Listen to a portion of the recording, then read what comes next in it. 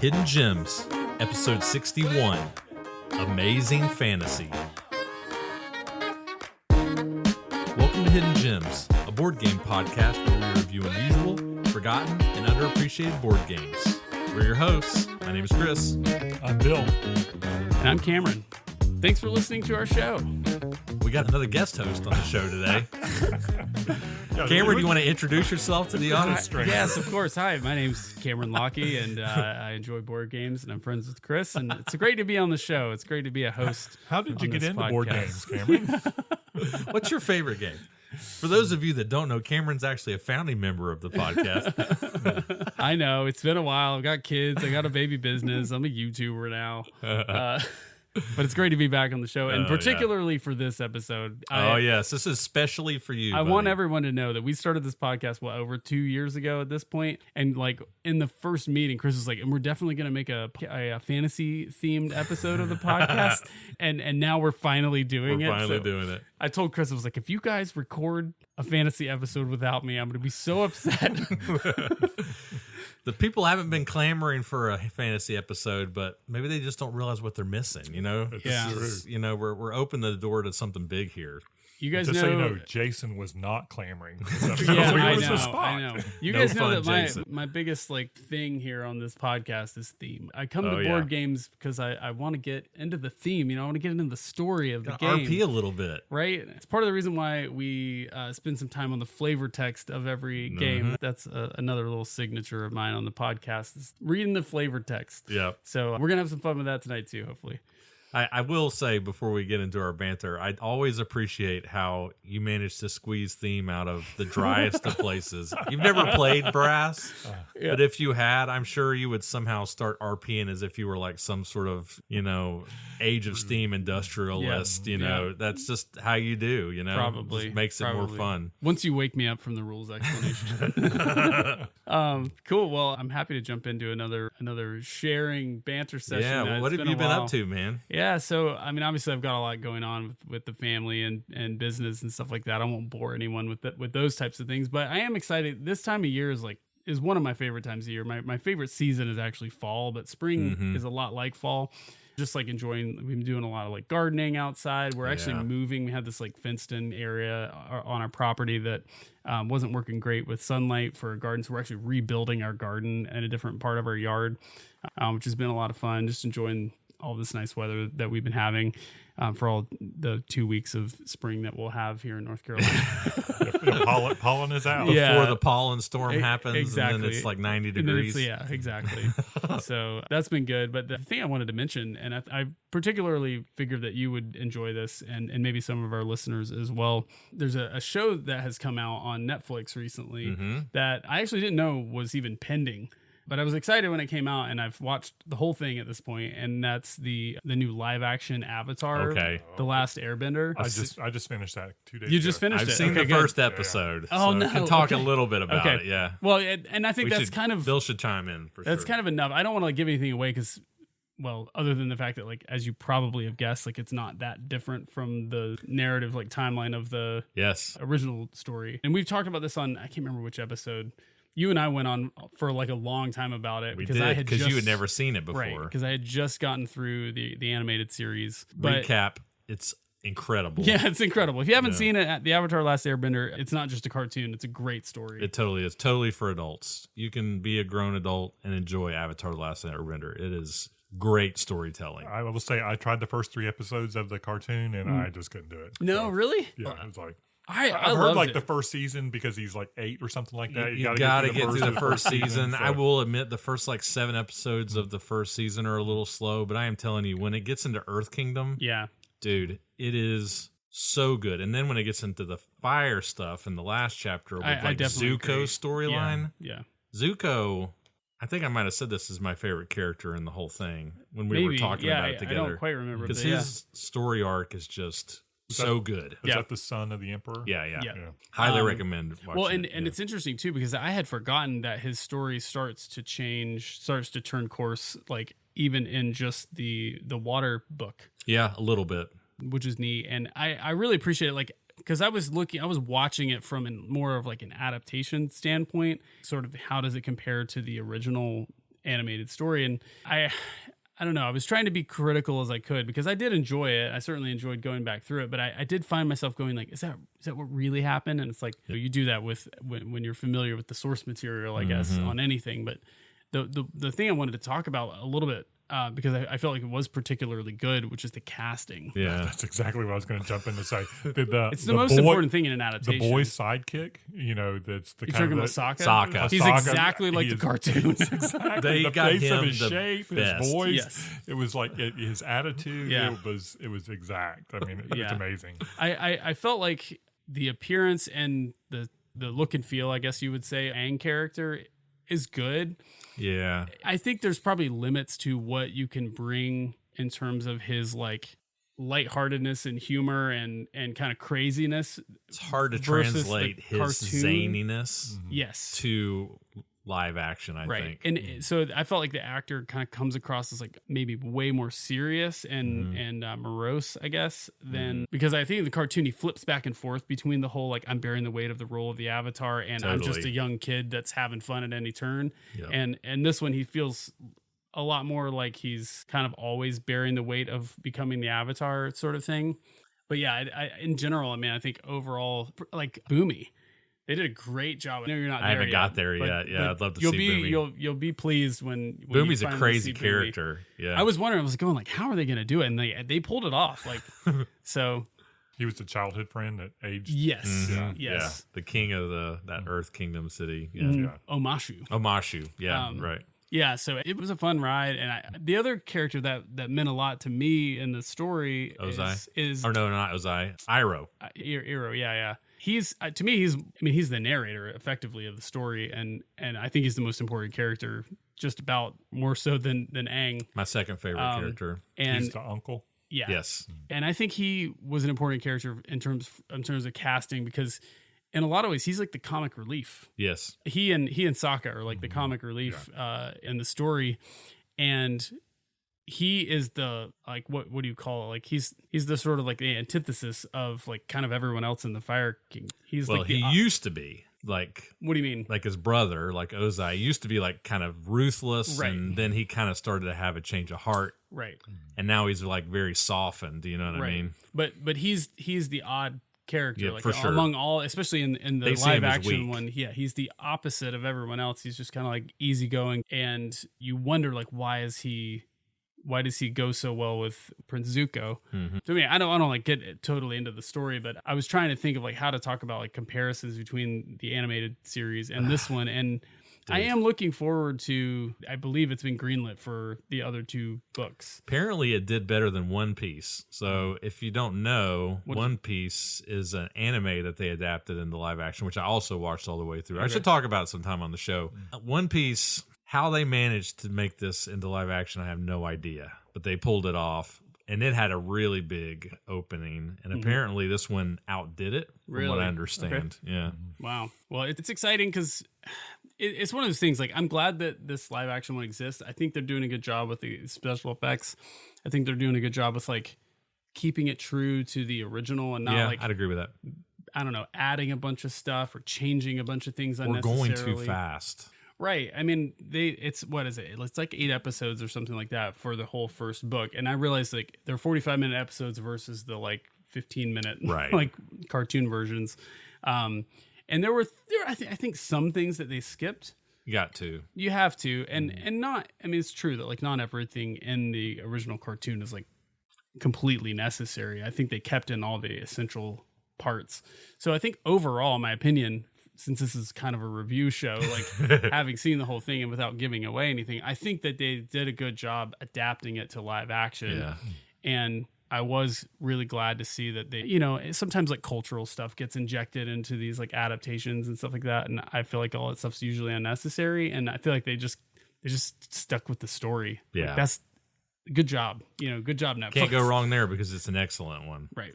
What'd you think, Bill? So you've not seen it all the way through the animated, so you don't really know the source material. No, I hope we haven't spoiled you too much, but no. What are your thoughts after watching the first season? I really enjoyed it. I mean, it did feel like it was a kind of a kid's show, but it was still very entertaining. I thought like the last couple episodes were absolutely epic. So that makes me wonder Does it go all the way to the end of the first book? Does. Okay. Yeah. All right. So I know what you're saying then. Yeah. Okay. Yeah, they did a really good job. As you're talking, I wasn't going to talk about this, but I watched the Percy Jackson series, and it is so much better than the movie. Right. I liken it to this just because it was, to me, kind of lovingly done. I think the people who did it really... Like, they loved the source material. They loved the source material. They were trying to treat it as best as they could. I ended up, when I finished watching the Percy Jackson one, watched the making of it. And who's the guy who wrote Percy Jackson? Anyway, he was there too, was an advisor on set. But you could just tell everybody was kind of way into getting it right. Yeah. And it was just...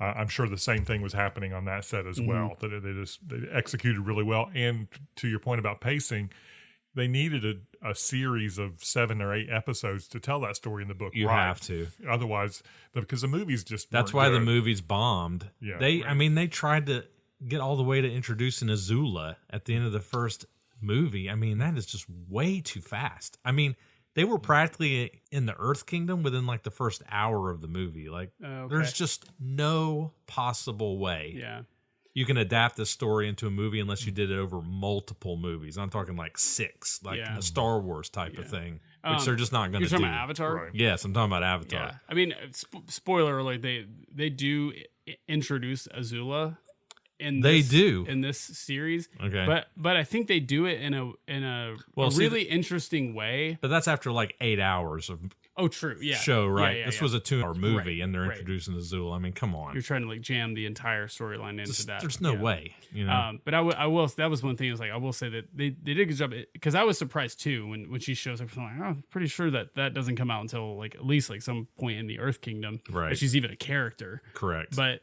they do a good job, because I think you need the tension of like what's going on inside the Fire Kingdom in a live action show like this, because there's so much mystery. Yeah. Like, I'm pretty sure in the cartoon, like the Fire Nation is like literally just like that wall of fire and like silhouettes of Ozai. Yeah. And they make those two characters much more of a character, because I think it helps you to understand what's going on with Prince Zuko so much better. I mean, Azula is really, for 90% of the show, the main villain. Right. I guess it really is Ozai at the end, but Azula is a horrible person. I mean, spoiler alert. The sister. Yeah, I don't know anybody's names. Yeah. But yeah, the other thing I was gonna say, I was gonna key off your comment about like it felt like it was a kid show. I noticed that too, and I was trying to like process that, because it was like, well, should it not feel like a kid's show? Like, I mean, I feel like for all intents and purposes, it would have been weird if they somehow made the show suddenly PG-13. Yeah. Right? No, I was totally. I mean, I like watching kids show, so I mean, to me, I thought it was appropriate for the material. I mean, I think there's kind of adult themes. I thought, again, it was really entertaining. I mean, I watch kid things all the time. Sure. So Bill watches Teenage Mutant Ninja Turtles every Saturday morning. With a big bowl of Cocoa Puffs. He told me himself. Yeah. By the way, that's what I do. But yeah, and that's the other, I guess, review sort of comment, is that they really didn't age up the show hardly at all. Yeah. I mean, like, there's the one like romantic scene that you have in oh man, now I'm trying to remember the village. You're talking about Sokka. Where Sokka dances with or is like practicing martial arts with what's her name? The fangirl. Yeah. Painted face. Yeah. But they literally, I mean, it's almost like a 1-to-1, like those scenes. Suki. Yeah. Yeah. So yeah. Anyway, I enjoyed it. We love Avatar. I'm looking forward to the next couple seasons. I'm glad that they're doing it. I think they're doing a good job so far. That's awesome. Cool. Got me all fired up. Yeah. Seriously. All right, Bill. What else you got over there? Oh my gosh. Other than Teenage Mutant Ninja Turtles and Avatar. I got a few things. I'll start with a game, since we've been on the TV show for a while. When I found out we were fantasy stuff, I fired up my Baldur's Gate 3. So baby, playing that. I mean, it's funny how bad I am at these things, because I mean, I don't know. I feel like almost any direction I go to, it takes me probably 3 times to get through any session, because they just kill me right out. It's like, do I have the wrong mix of people? Am I not gone through the right discussion tree to get to the point where I'm set up well? Because they often have the initiative on me. Like the last one I played, 2 out of 4 of my guys were dead before I even had a turn. I was like, okay, maybe I should not be here yet, right? Or something like that. But it feels like feels like you're allowed to go anywhere. So I'm still figuring that game out, enjoying it. Have you played through it before and you're revisiting it, or is this your first time playing it? I just put it down for like 4 or 5 months. Okay. So it's just been a long time since I've gotten back to it. So some of you them played the prior iterations? I did. I played Divine Divinity, and I started Divine Divinity 2, but it was something about that didn't catch me. But I played Divine Divinity all the way through, and I played the other Baldur's Gates. Okay. And really liked them. So nice. So yeah, this one, I want to get back into it. I feel like I want to do well. I was looking at like, how do I crank down the difficulty level? But they says you can't in the middle of the game. So I don't know. I'll have to figure that out. But wow, that's bad quality of life feature. You should be able to adjust the difficulty mid game. Yeah, most games allow for that. I probably need to do start over, scrap the other 20 hours that you already spent. Right. Suck up your pride to start over. Right. Yeah. The other thing is like a little public service announcement. I've been playing digital board games quite a bit just because nice. You guys would too if these guys were your friends. You would be looking for digital board game players. Just kidding. Trying to look for a fun game group. Exactly. But we really liked Dune Imperium here. I don't know what you guys rated it here, but I mean, 4. For me, oh, great game, awesome game. Yeah, I thought it was like a 5 to me. Did you win that one? Easily. Yeah. I won that one once. Oh, that's right, you did. Yeah, that's right. Anytime I beat Chris at a game, the number goes up. No doubt. It was an early release for the PCs, so I got it off of Steam. We've been playing it like I was playing it while Carolina was beating Duke. Don't you dare. You scoundrel. Somehow did to put that in there. I about cussed you, and I remember this is a family show. You jerk. I'm really salty about that right now. Anyway, I wanted to just let you guys know that they were releasing it on iOS and Android like today, and you can't find it by Dune Imperium. You have to search on Direwolf Digital to get it if you want to download it. They're the publisher. Anyway, supposedly, it works pretty well. I was surprised that you could kind of see the cards, get the text, get the general gist. The tutorial's pretty good. So Daniel Wallin, our guest host on the last episode, The Game Table, does not like Dune Imperium. Really? Oh. Did he say why? He poo-pooed on it a little bit. He felt like that the deck building mechanism was not really well tied into the worker placement aspect. He didn't feel like the deck building was really coming through as a strong, I guess, and just didn't feel as linked to the worker placement as he would have liked it to be. He likes his deck builders just to be deck builders, which I get that. I mean, I feel that. I know he was a big Dominion fan. Yes. So I can get that. It's like, if you're going to play a deck builder, you want to like see those cards that you've been picking up more. And I don't think, I agree. I don't think it happens that much. I got the Sandworm card and I might see it once. Well, yeah, like throughout the rest of the game, like once, twice. Yeah. That's cool. Though. Yeah, I mean, you can play it digitally in 45 minutes probably. The other thing I wanted to say is this past weekend I was in D.C. and got to see the cherry blossoms on the tidal pool, which was kind of cool. Got out in the paddle boats between the Jefferson Memorial and the Washington, so hanging out there with the wife. That was pretty fun. Yeah, I don't want to interject your time, but since you mentioned cherry blossoms, I'm not going to be on the next episode because I'm going to be in Japan. Oh yeah, and Japan is famous for their cherry blossoms, and we did not go during cherry blossom season, but because it's been so uncharacteristically warm, they will be blooming when we are there. Wow, and that's like a few weeks early. We just got super lucky on that, right? Because the Cherry Blossom Festival in D.C. isn't supposed to start until this coming weekend, but over half the trees were blooming already. So, it's the whole global climate thing. So you're probably in good shape. We went to Duke Gardens this past Saturday, and they have like one of those like tree tunnels of cherry I've been there trees. several times, and they were all in bloom too. It was almost like impossible to walk through because like literally everyone in the park was trying to take pictures with the cherry blossoms. Yeah. So it is kind of funny because all the cherry blossoms were gifts from Japan and the ones in DC, which I did not know that. So it's like, it's kind of interesting 200 years ago that there was that link going on between Japan and the United States. So that was pretty cool. That was awesome. The last thing I'll mention Four things, Bill. This is just one thing because I might get interrupted. My niece has just gone into the hospital to have a baby today. So she's going to be inducted. So they may text me that they're going to have whatever their baby they have. That's fun. So, wow. So I'm going to be a great uncle I guess. Yeah. Oh, man, Bill, congratulations. Well, thank you. Thank you. So we're kind of excited about that. We'll allow that fourth one, I guess. That was fast. Birth of a living child. That's right. And since this has to do with our Is this After the fifth Dark. one? You're still going, Bill? No. You Cut it. Do you want to talk about what the Yeah, let's do it. Since you're going to be emceeing it, I think. I guess I will be So, yeah, emceeing go it. for it. Talk about Backstage. What are we talking about on Backstage. Backstage after this episode, Bill? I always call it After Dark. I can never remember Backstage. After hours, after dark. Yeah. It's not really After behind the Dark. scenes. It's very family friendly. The poles come out of the roof in Chris's games rooms. Yeah, there's the Arcade Hall of Fame is in Rochester, New York, and it's called the Museum of Play. And you can vote now for the 2024 inductees into their Hall of Fame. And so we're going to go through the list of candidates that they have, judging on like popularity, contribution to the industry, longevity. They have like 4 or 5 criteria they use to allow them to be on this list. Cool. So we're going to go through this list and see what Chris and Cameron would vote for that would be inducted. See if in the we've Hall played of Fame. them all. Yeah. Cool. That'll be fun. I love talking about video games. Okay, Chris. How Segue. About what have you done? Well, anyway. Before we move on from that, let's just say, for those of you who might be new to the podcast, There you you are, aren't yes. familiar with what Bill's talking about when he mentions after hours, after dark, backstage.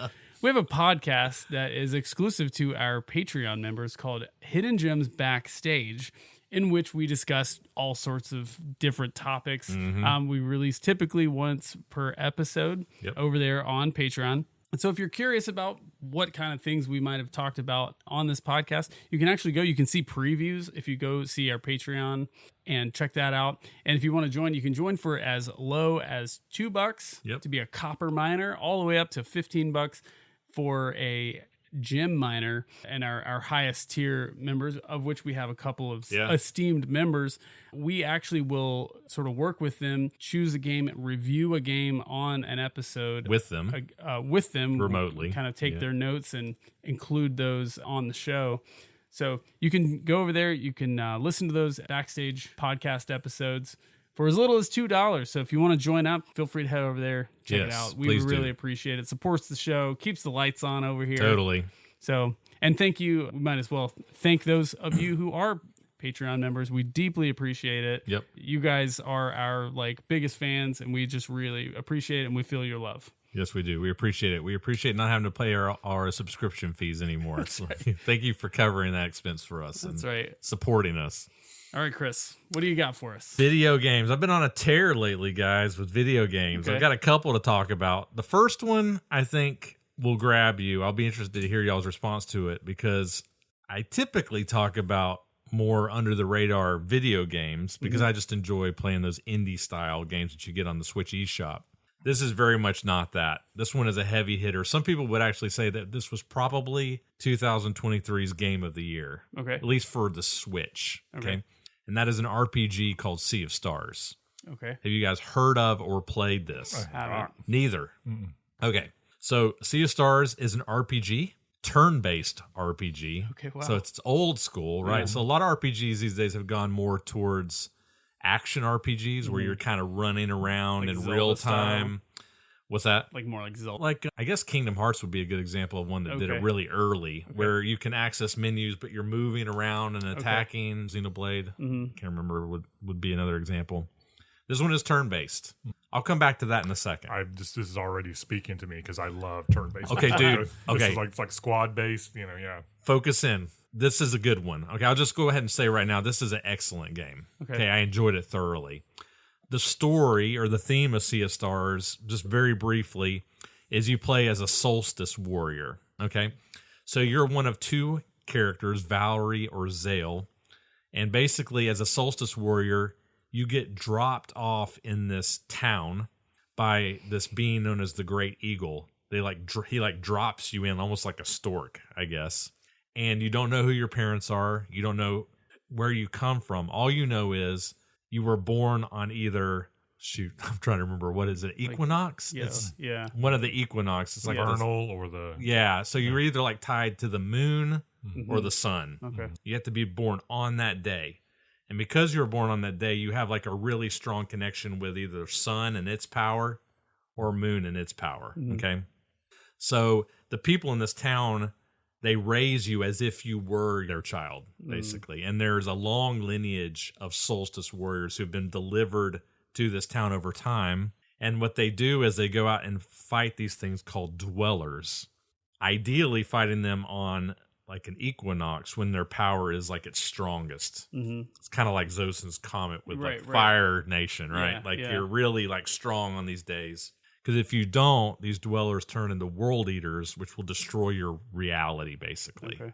So that's the story, okay? I won't say anything else about the story other than the fact that I have to mention this because I love it when games have those moments that you just won't forget. You know what I mean? Yeah.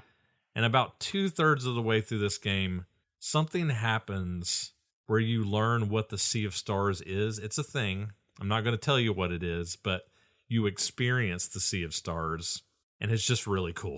Okay. Just going through that. Yeah. And it changes the storyline in a lot of ways. Okay. What you thought you knew is completely turned on its head in a lot of ways. Okay. It's just cool. It's like that moment in The Witness. Yes. Where you're like, what is this game? If you know, you know. Yeah. So now let me talk about the turn-based elements a little bit because it's kind of antiquated, right? The way that this game approaches it, turn-based, for a lot of people, they consider it quote-unquote boring because it's just like I'm selecting words out of a menu. And this is that way. But the way that they combat this or spice it up a little bit is they have this timing element to the game. So you will do certain attacks, and if you press a button at the exact moment when the attack lands, it will do more damage. Like Legend of Dragoon? Yes. And if they're attacking you, if you time a button press at the right moment, you will minimize damage done to you. What? And you have to be precise. Yeah. Like it is not forgiving. Like you're not going to do it every time. Okay. And you have to kind of learn their attack animations. Yeah. To kind of know when to push the button. Yep. So there's a little bit of like you're learning, right? It won't kill you if you don't do it every time, but you want to try to. Yeah. And so that keeps you engaged. Yeah. One other thing is the enemies will have these blocks over their head. They have like icons on them. They're like damage types. Okay. And if you do that amount of damage to them or those types of damage before they take their turn, you break them and they lose their turn. Whoa. And so you can sit there and think about, okay, he's got like these 5 icons and I have 2 turns to do it. If I attack with this person, then I use this spell at this person, and then I use this. And you're trying to figure out how to break those spells. Okay. It's great. Wow. It's so cool. What type of graphics is it? Is it like 8-bit or? Okay, I'm glad you mentioned this. So it's done in the Super Nintendo style. So think Chrono Trigger. 16-bit, like, or the Mana games like Trials of Mana or Legend of Mana. It looks like that. Okay, looks like that. Bill's grinning over here. I want to know what he's thinking. Not side scrolling. No, it's like kind of top down. Okay. Yeah. Well, one is I'm always just have to chuckle that there's this whole retro thing of going back to the 80s with like the 8-bit and the 16-bit. Yeah. And it's like, but I also just love that people are actually thinking about gameplay, because there was like this long dry spell, I think, in the 90s where people were all doing person shooters, and it was really all about the graphics without thinking about gameplay for a long period of time there. And it's so nice to hear is coming back. So, something like this might actually be the thing. Because I don't like jumping games. I'm not a Hollow Knight fan. I tried it, and that's just not me. Celeste, no Celeste for you? Right. Oh. When you're talking about, timing the hit, I'm thinking like, golf games and swinging your club just right. Yes, so, it's like that. Yeah, which is kind of funny to me. Is like, okay, is that going to be fun to me? It could be. I could see when you get good at it. You will, once you learn the enemy, and that's the thing. The first couple times you face an enemy, you won't have it because every enemy is a little different. Yeah. But once you learn, like there's one, he'll like lift you up in a bubble, and then you fall. And when you hit the ground, you have to hit the button. Okay. And so you learn that, and it's just... it keeps you engaged. Yeah. I don't know how else to say it. Yeah. It's cool. Yeah. Well, I will say one of my favorite games ever, and I think I said it on here before, is XCOM. And I love the squad-based positioning all your guys so that they're covering all the points and you put your sniper up in the tower and stuff like that. And if this is a game that's like that, I could see really liking it, and especially where there's a synergy between characters. Absolutely. So again, some of these enemies, like bosses especially, will have like 8 or 10 blocks in front of them or over top of them. Oh, wow. And it'll have like a number and it'll say like 2. So basically that's what that's saying is, in 2 turns, I'm going to wreck you unless you figure out a way to break all these blocks. Now, sometimes you just won't be able to, and you just have to accept it. But the more blocks you break, it'll decrease the damage by like a percentage. Okay. But if you manage to eliminate them all, he just doesn't attack at all. Whoa. And there are things you can do to delay them, to give yourself more time. This Dude, is incredible. It's How much is so this game? freaking good, I'm telling you. I don't have time to play it, but I'm interested. It's probably around 40, I would say. Okay. It's a full price game. But on the eShop, they do sales all the time. Yeah. I'm sure you could probably That's where I get it, always buy my video games for like $3. Yeah, They totally. can be like, babe, I bought a new game. Don't worry, it was $4.99. It's less than a cup of coffee. It was basically free. Yeah. You guys should check it out. I'm telling you. Sounds great. It was a lot of fun. Okay, I'll have to get a Switch in my future. But I have to ask, have you played the Oculus 3 yet? I haven't. Crap. No, I'm so It's sorry. like April. You got that thing for Christmas. Yeah, I know. It wasn't for me. It was for my kids. boys, Okay. yeah. Still.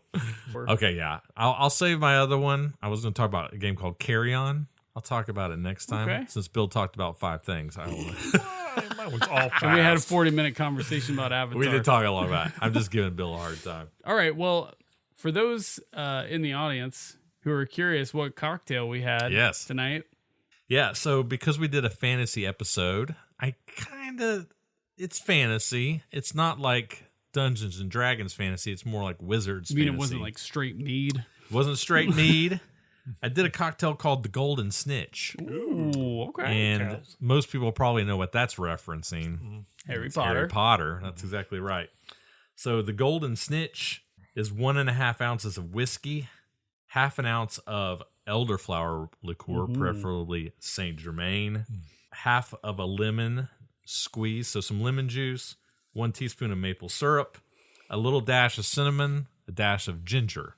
Ooh, Shaken, strained, and then topped with cinnamon apple. sugar, right? Well, no, apple cider, sparkling apple cider. Oh, that's why that was opened. Yes, But and then rim, the glass is rimmed with cinnamon sugar. Yeah. So it's kind of like golden. It looks kind of gold, and it's kind of sparkly. Yeah, like a it was nice snitch. It was really good. Yeah.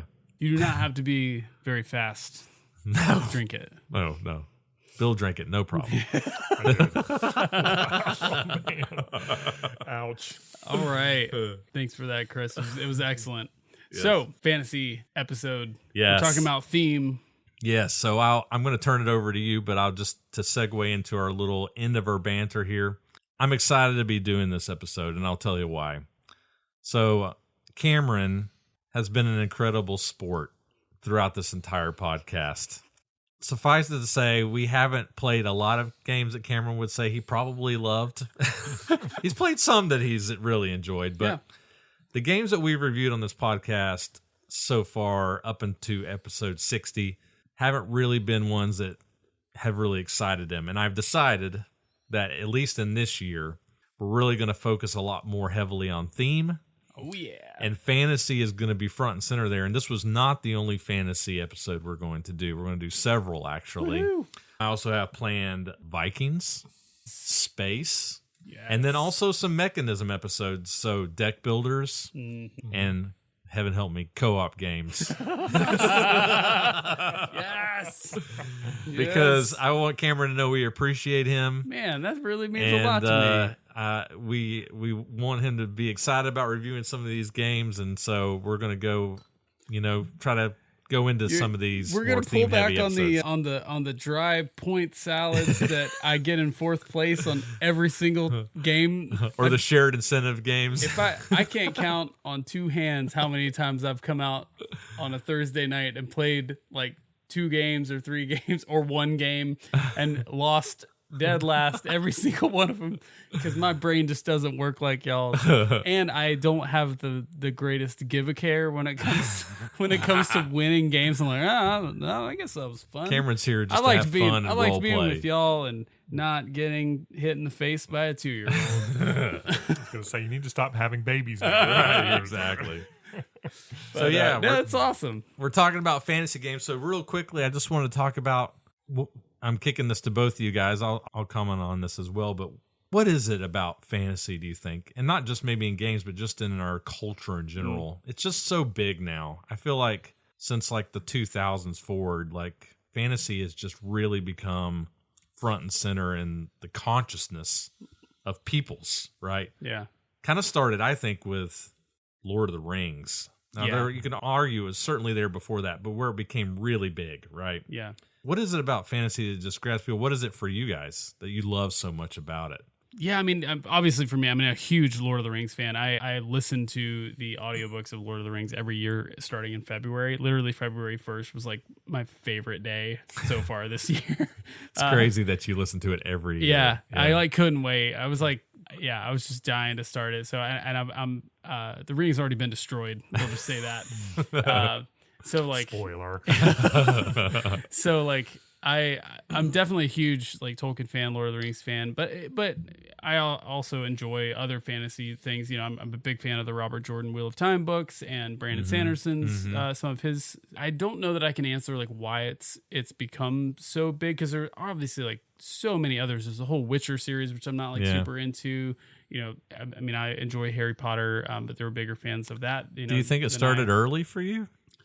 Early in life? Yeah. I would definitely say it for me, it developed in my like high school years, probably getting exposed to things like Lord of the Rings, the Fellowship of the Ring came out in my freshman year of high school. And I had not heard of Lord of the Rings prior to that.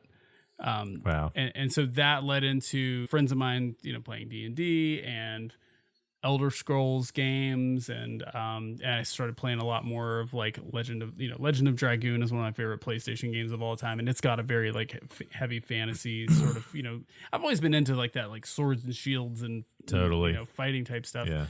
I don't know. I don't know that I can speak entirely to the cultural question. I mean, obviously things like the Lord of the Rings movie series coming out in the 2000s, I think was huge. And created a lot of interest, and obviously the Harry Potter series, you know, it's 8 movies, was huge for a lot of people. Yeah, totally. Especially in the like millennial generation, and there's been a lot of money invested into those types of things. And I think anytime you see a lot of money being sent in a particular direction, it tends to have cultural impact. That maybe is why some of these things have gotten a lot bigger. Yeah. And then, you know, beyond that, just the proliferation of audiobooks. I think has been a big influence in terms of making fantasy more like accessible in general. And then there's been this other turn that I also can't explain, but I can observe, which is, you know, there was a time when like the only people that played D&D were like super big, you know, nerds or whatever, people that were regarded as sort of on the fringes of society, you know, the outcasts or whatever. And it's become really mainstream things like D&D and RPGs. An unfair characterization of those people, right? Exactly, for sure. And I think that's changed. I think, and that's good because people see that it's fun. Because the reality is that all those people unfairly disregard were having a lot more fun than everybody else. Whether people like to admit it or not, and this isn't all people, we can't characterize everybody under one umbrella, but we are a storytelling people. Yeah. Yeah. Since our history, right? That's why we go to movies. Right. That's why we play video games, right? We love a story, right? And the RPG allows you to be a storyteller, right? What is not appealing about that, you know? What do you think, Bill? Well, Sonny, let me take you back to 1982. Bill remembers first edition. I remember the Keep on the Borderlands. This is no lie. My brother, who's actually his daughter is the one who's about ready to have the baby, received as a gift D&D. The red box. The red box. Yes, that's how we started. Exactly. And I remember meeting the Mad Hermit right there with our crew. And I think if I remember correctly, he kicked our asses because we didn't know any idea what was going on.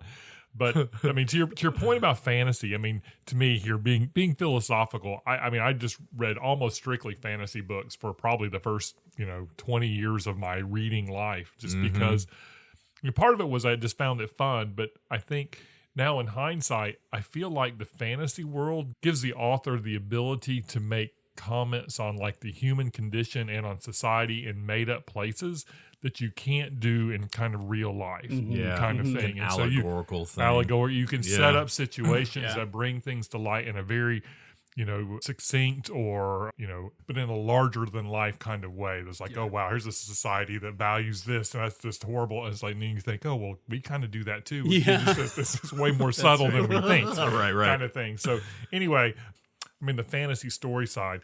The play side, I think I was just reading when I found the Hall of Fame of play. There's a professor there that was actually from New Zealand that wrote this basically this thesis is on play and was just talking about how important it is to us and what it looked like when we're children and stuff like that. But I believe it's kind of a way as adults for us to play. Totally. And it's 100%.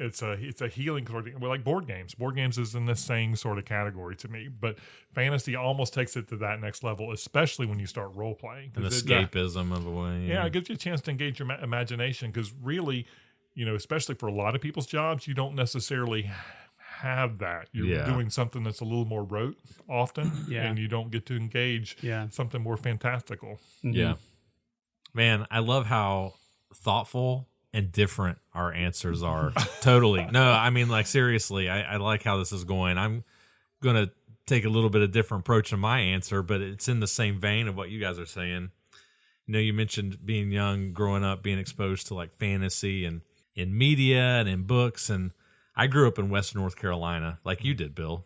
I grew up near Asheville. Bill grew up near Cullowhee, which is way more in the sticks than I was. Another hour west in the mountains. Near Western Carolina University, if you know where that is. And we were just surrounded by woods. And the woods, when you're a kid, are magical. Absolutely. And you lose that when you get older. Yeah. When I hike as an adult, I still try to plug into that, which is why I still hike alone sometimes, because I'd like to just kind of try to reclaim that feeling, because when you're a kid, everything just feels magical. It really does. I remember, and this just tells you how the 90s were. It's just different time. And I'm sure, Bill, you can appreciate this even going back before that. But I would go into the woods with my friend, and we would be gone for hours. Oh, yeah. Just gone. Like, not on a trail, like nowhere. We kind of knew where we were. Yeah.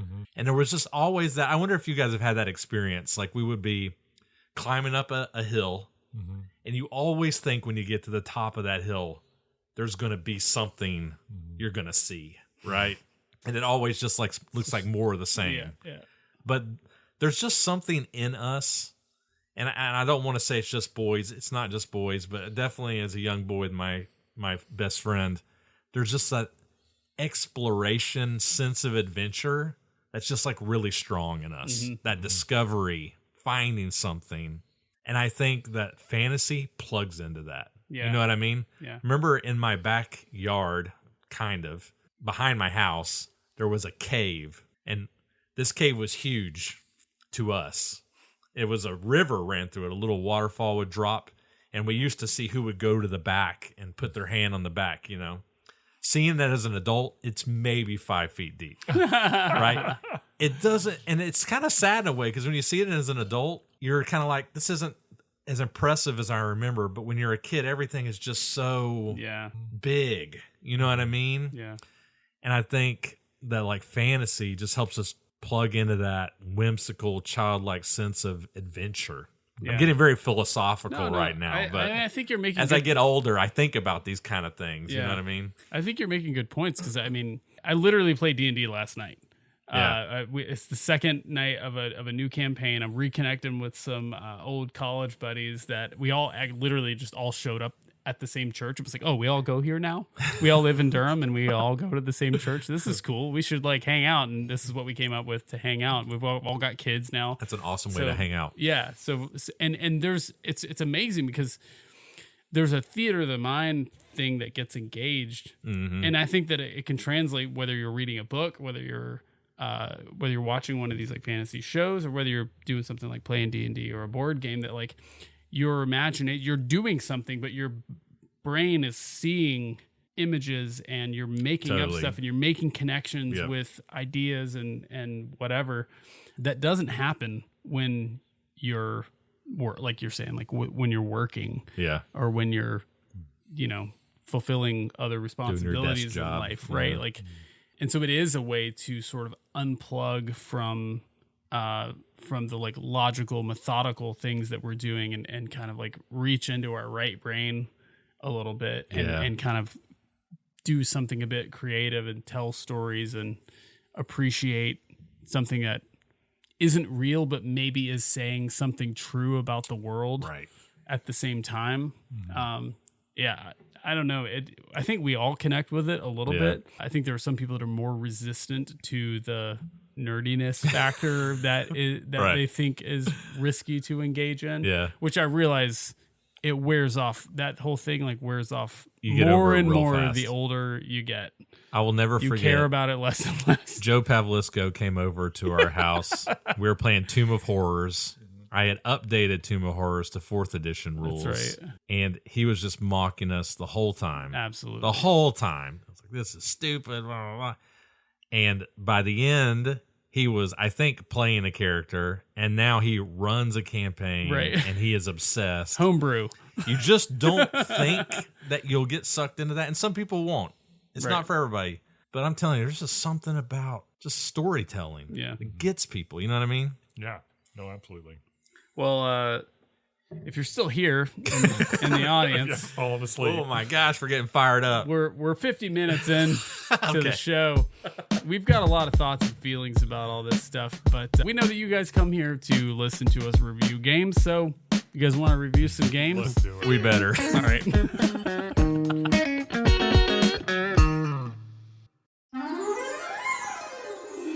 In a long time before our time, when magic was the highest skill of mankind, the magicians played an old game with other mages.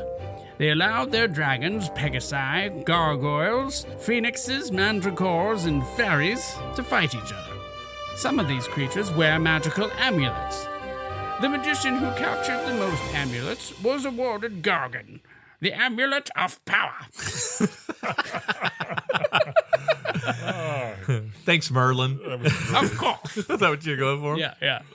Oh, I love Merlin. What a Merlin the Attenborough. And then kind of a dream to some, a nightmare to others. You might know what that's from? No. Excalibur? No. What was it? Have y'all seen Excalibur? The old movie? 1980s? Oh, yeah. Oh, dude. I was like, if it's from the 1980s, Bill is definitely... I need to talk about Excalibur. I love that movie so much. All right. Tune in on Backstage. No. Tune in on Backstage. Gargon, published in 2001. Oh, wow. Oh, really? Yes. By Amigo and Rio Grande Games. At the time of this recording, its BGG ranking is 7,370. Designer of this game is Rudiger Dorn. This is a big hitter for designers. So you may have heard of him. He's designed games such as Goa, The Traders of Genoa, Jumbo, Istanbul, Las Vegas, and Mafioso, which we have... Mafioso, yeah, that's where I know him reviewed on this. I have on my shelf on this show. Oh, I know him from Goa. Everybody, I'm not that naive about board games. Goa is a freaking awesome game. It's a great game. Okay, so yeah, it's Rudiger Dorn.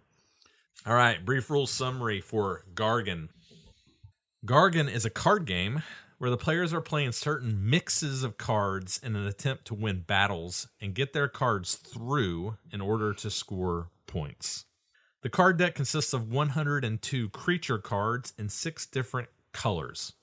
So it's important to understand right off the bat that these creature cards, again, they are suited in 6 different colors, but the color of the suit is on the back of the card. So you can see what color of suit each person is holding, each card. Super important. Super important. We'll talk more about that in the review for sure.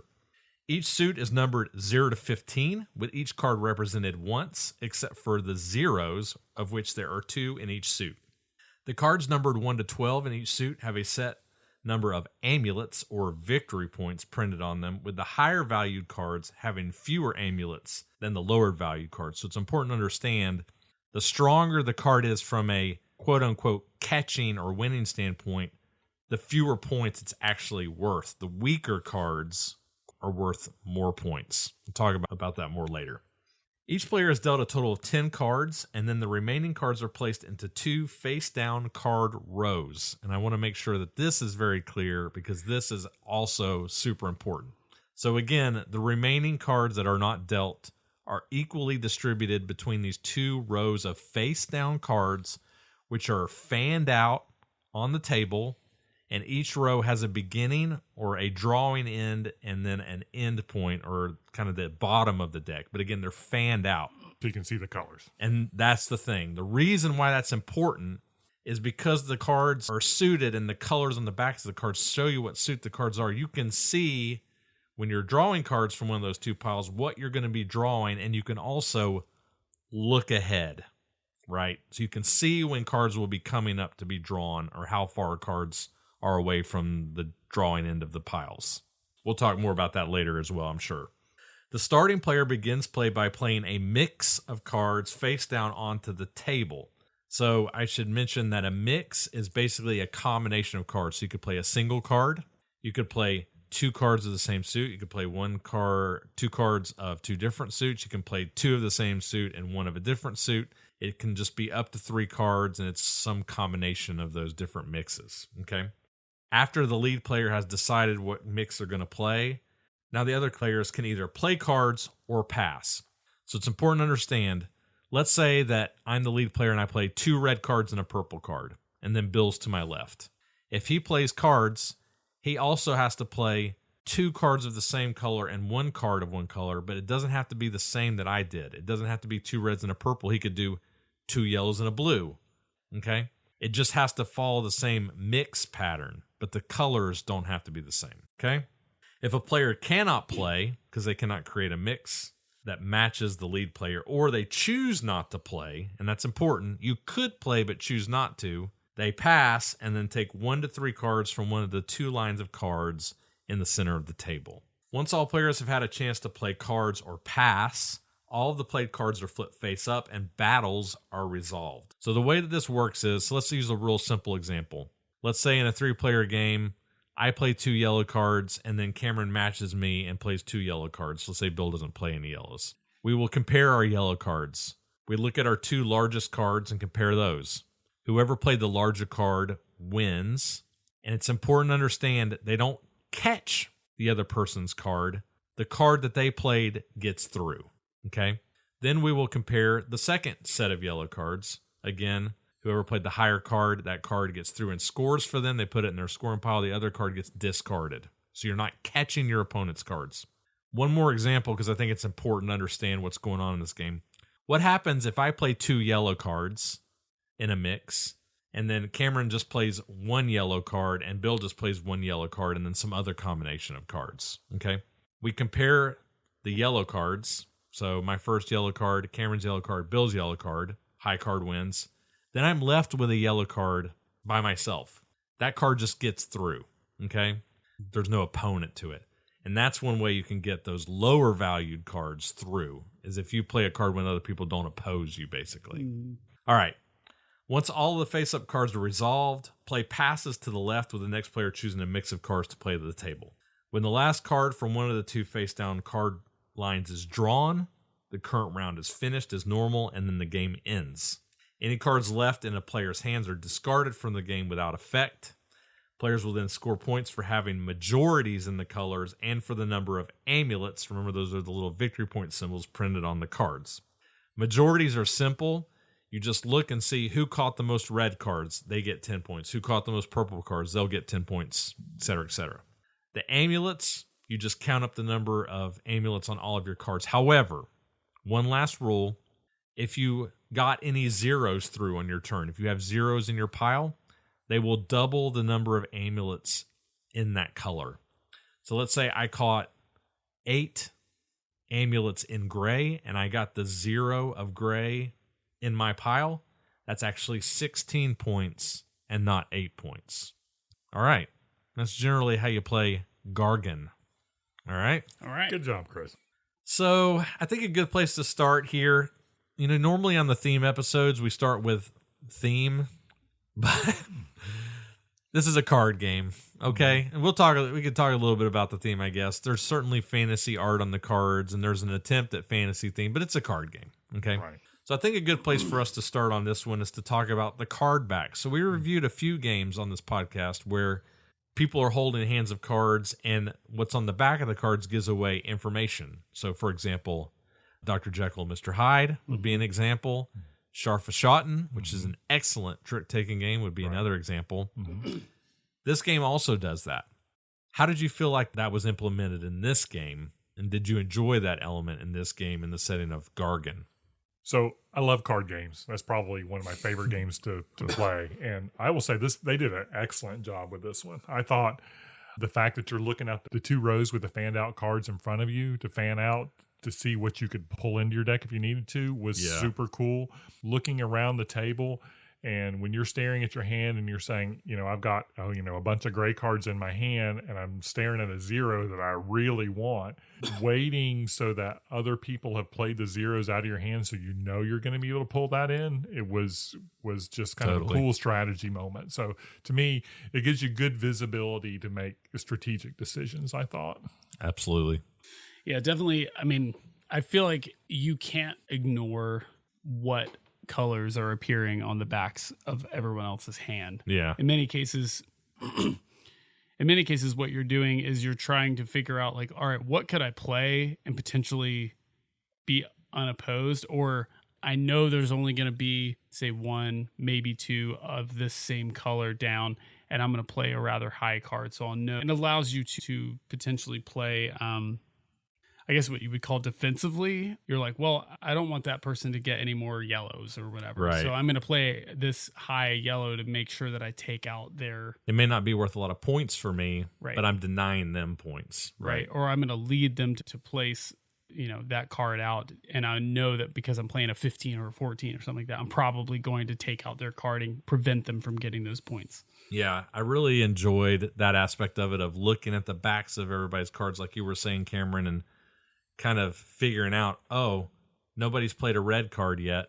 Bill is after me. He doesn't have any red cards, so if I play a red card, this card is going to score for me. Right. I know that it's going to because nobody's opposing me, and Bill can't oppose me because he's not holding red. Right. And so you can hold cards back, like Bill was saying, to set yourself up for that. And even taking that a step forward, going to what you were just saying, Bill, I found these 2 face down rows of cards fascinating, where you draw from the center of the table, because I think a lot of the game here is controlling that. Absolutely. Because if you can monopolize a color, and what I mean by that is if when I choose to pass and draw cards, I'm pulling a certain color into my hand and denying other people to get it into their hands, I'm not going to be opposed a lot because I kind of have it, right? Exactly. So passing is powerful in that you're preparing your hand for a big move, but you have to remember also that when you pass, you're kind of giving the other players at the table a pass, right? Because you're not fighting them, you're not opposing them. Sometimes people will play a card and everybody will pass, and those cards just get through. So you kind of have to weigh that, right? Am I going to fight with somebody? Am I going to try to get cards through now, or am I going to pass, try to set my hand up for even more success in the future? And all of that is judged upon backs of cards, right? Which I think is really kind of interesting in this game, honestly. It is. I mean, and I think this game is almost designed to be pretty offensive, as in I'm going to score points, and it's almost hard to make that decision of, I see Chris is over there collecting a lot of reds. Yeah. Am I going to choose the red to try to block him from the 2 rows? Or, like you said, am I just going to pick the 2 colors that I have out in the rows? And so I know I'm going to be adding to my points. Right. And so it's an interesting back and forth. But oftentimes, when you play, you will diminish your hand. So you have very few cards and you have to pick. And so, I don't know. To me, when you get to those points, it's interesting the card counting you need to do to say, okay, where am I in the points as far as, how am I counting for other people and whose cards am I going to get so I can block theirs kind of thing. So it's fascinating because there's a lot of information out there for you to make good decisions on, I guess. Totally. It's interesting you mentioned the card count. I think we should mention this. Actually, our most recent play, Cameron mentioned this, is there is definitely like a card counting element to this game if you can keep up with it that I think will help you to be successful if you're looking for kind of like a gamery part of this game. Having that information of knowing, okay, I'm pretty sure I remember the 15, the 14, the 13 have been played. So you kind of know how strong is this 8 really that I'm holding, right? Because there's a little bit of push your luck in this game too. Like I might be in the lead and I might have like the red 9, right? Which is a kind of mid-high card. And Bill and Cameron might also be holding red cards.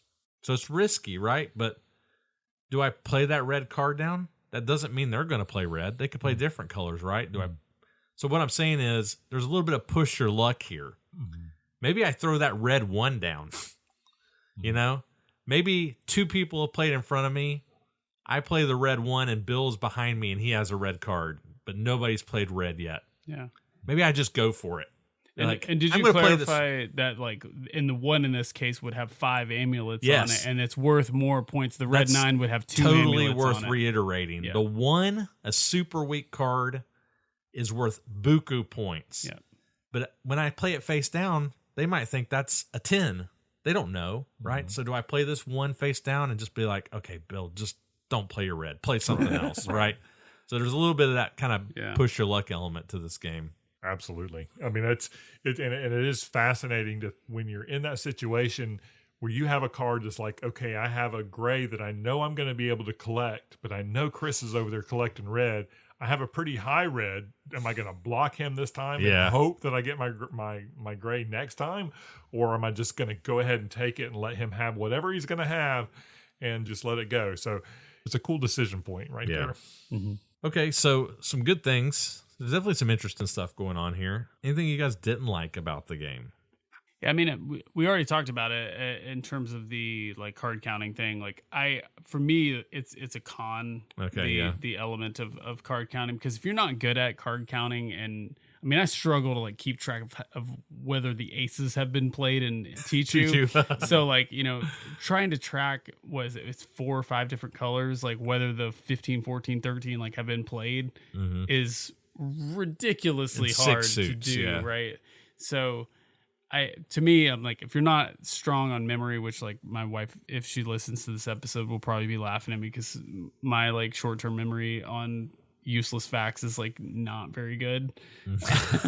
So card counting is tough, and so if that's not you, then that might not feel great in this game. Sure. Yeah. Well, it's funny you mention that because I feel like my brain capacity for keeping up with that is also not great. But one of the things that I focused on was seeing who is going after a certain suit, right? Because you do get 10 points at the end of the game for having those suits. Right. So I'm saying, okay, he's collecting that suit, he's collecting that suit. And this is something that kind of develops, 3 or 4 hands into the game that you say, you know what, I'm going to start picking up this suit because nobody else is. Right. Yes, kind of right. And so, which is kind of, getting neglected. Wasn't it getting neglected? Yeah. And that's part of the strategy. And for me, that was an easy brain sort of thing to keep up because I didn't necessarily keep up with how many high cards were being played, but I was also keeping up with the zeros.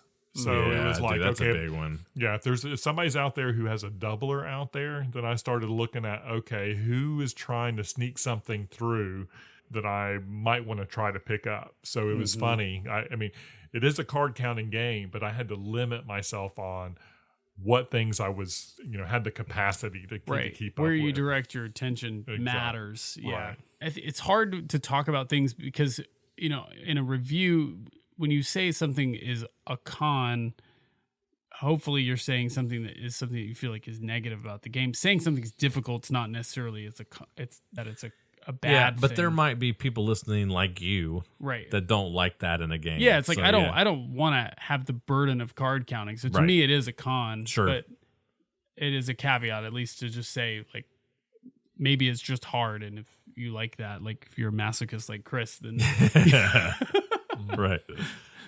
I'll say one thing for me. This game, it's interesting. So for you to really get those high scoring cards through, the ones, the twos, the threes, the zeros, they kind of have to be played unopposed, right? More you or have less, to work your hand into a situation to where you're laying down and nobody is laying down a card of that color, or you're laying 2 of that color and everybody else can only lay 1 of that color. Or else you have to get really lucky. Like I actually did push through a 2 over top of a 1 of Knox's 1. Knox, my son. Yeah. Yeah. So you kind of have to plan for that, right? But once everybody kind of figures that out, you do have some hands that they're not null hands. That's not a good way to put it, but you'll have hands where just everybody kind of gets what they want, where there's no like conflict. Right. Like nobody matched anybody on anything, which kind of just feels a little weird. It's just kind of like, okay, Bill, you got all your cards. Cameron, you got all yours. I got mine, because none of us matched on anything. Yeah. I don't know. That was happening with some frequency. It wasn't like Do you a think huge that's a con to groupthink me. thing? Like everyone's trying to strategically I wonder avoid about that. having conflict? Because I think the reason why Rudiger Dorn, who's a great designer, put the majority scoring point parameter is to encourage you to oppose people, right? That's why the 15s and the 14s are valuable. Right. Those cards in and of themselves aren't worth anything. Right. But they're the strongest cards in the deck. Well, they're good defensive cards, and they contribute. Is they deny to your opponents, but they also allow you to capture majorities. Right. And so maybe we're not playing those enough to like play over people to try to prevent people from scoring and get those majorities. Maybe I might just need to play this game more. Right. You know, I played it 4 times, I think. Yeah. And I still feel like I need to play it more. There's things to think about here, for sure. Yeah, because I do think you could evolve a strategy where defense becomes a bigger part of your strategy. Because I think pretty much all the games that I played, like this last game, I totally kind of ignored other people. I went after my 2 suits. I was saying people weren't getting grays, they weren't getting greens. You know, let me just go all in on those 2 suits, and it ended up working out. And so I don't know if this game is gonna be that kind of game where the only way to win is to go all in on that kind of thing. And I think if we were paying attention, see, this is the thing. I saw you going for grays, and I had a chance to take grays. I should have maybe drawn some grays. Yeah. Maybe some of those would have been those zeros, because you got 2 zeros through on grays. There's double your score on grays twice, right? Which is a killer. But I don't really want grays, so it's like tough. It What is if that you give sort up of, in your reds when you do that? Right. It is that sort of thing. It forces you into a balancing act. And like, I mean, I know we're in the cons section of the review, but like maybe that's a pro. Like maybe it's like if you can't just like, you know, waltz your way toward victory, focusing on your only 2, you know, your 2 chosen colors. And I think it is a point that you have to basically choose 2. You probably can't pull off 3. And you won't win if you just get 1, because someone else is going to get at least 2 of the plus 10 points. And those are big chunks. Both times I've gotten 1 and in a 4-player game, finished dead last. So with 6 suits, if you get 2 of the 6 majorities, you're probably done well. Win. Yeah, right. You've done what you wanted to do. Yeah, right. Are we ready for final thoughts? Yeah, I think so. Bill, you want to kick us off? Sure. So I will come right out and say that I like this game. I mean, I like taking games in general. I like the fact that we had more information. You know, if I thought about like house rules, one of the things I thought about was what would happen if when you fanned out the cards, you turned them up so you saw the numbers up. Yeah. Right. And just was able to plan that way. Because where are the zeros? Right. Where are the zeros? Where's the 15s? Where are the whatever? That's interesting, because in that case, when I knew you were going for grays, I would have tried to go after those gray zeros, right? 15, exactly. And so it would have been scary for me if I had the 0 and I knew you had the 15. It's like, when do I play that? Well, you're just multiplying the card counting situation. Exactly. Exactly. But I mean, I can see that being kind of cool. But anyway, I liked that there were just a lot of different places where you could kind of puzzle it out about how to, you know, when do I take my turn to draw 3 cards? You know, when do I, you know, play my cards? I will say that I do feel like it could become kind of samey if we do find out that the only way to win this game is to be a super strong offense and there isn't much defense. The other part is, it's a very fast game. It's kind of a filler game, but it is one of those ones that if you've played it before, if you're introducing it to somebody else, they need to play it at least 3 times to be like competitive. So, you're the person who's curating games. It becomes kind of a weird thing about pulling out. So you just need to make sure that other people know that it's like, hey, I played this before, or whatever. Prepare to lose. Prepare to lose. We need to play this a few times so you understand what's going on. But if you're with the same group and you're willing to do it over several nights and develop different kind of strategies, I think this is pretty cool. So I'm going to give it a 4. I think it's pretty nice. Good game. Okay.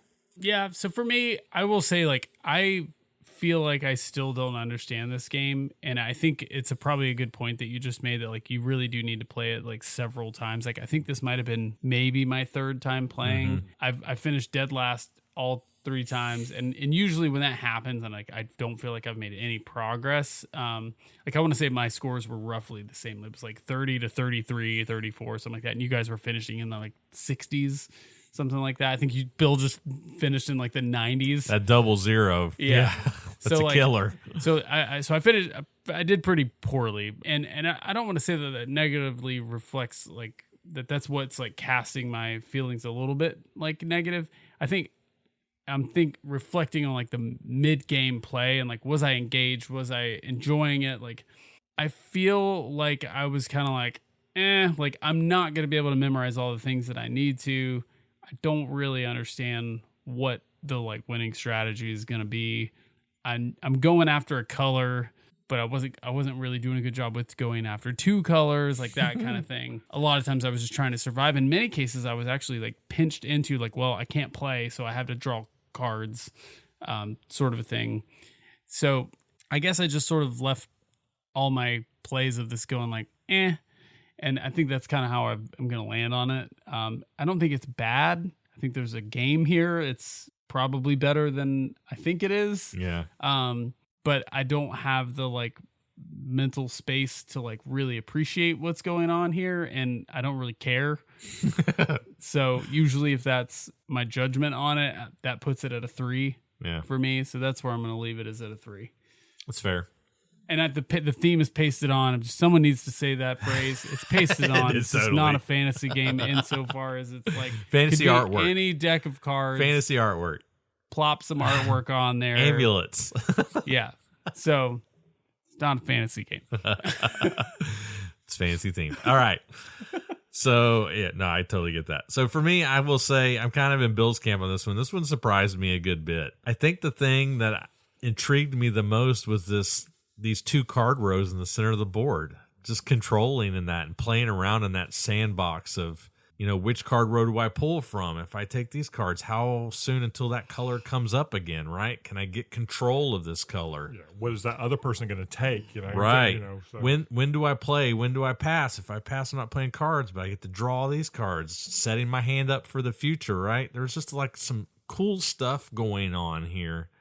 Add on to that a little bit of push your luck and then a little bit of card counting, which I personally don't mind. I totally get what Cameron is saying. It's not for everybody, but I kind of like that kind of tracking of trying to keep track of what's going on and what people are going for, what's scored, what hasn't, what's been played.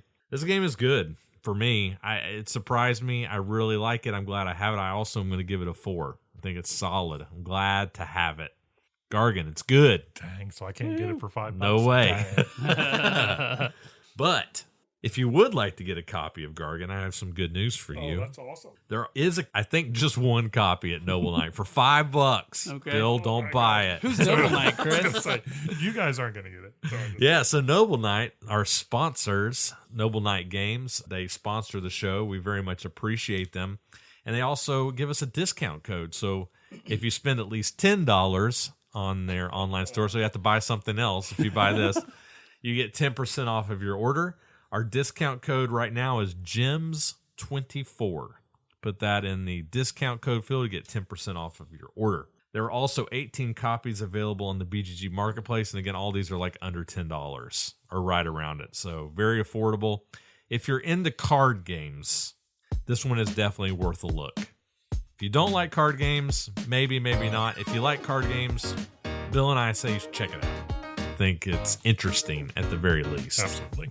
Well, those are our thoughts on Gargon. In realms where shadows dance with light's embrace, where fantasy unfolds its wondrous tale. A board of dreams where every move we trace, each choice a saga woven without fail, with cards arrayed like treasures from afar.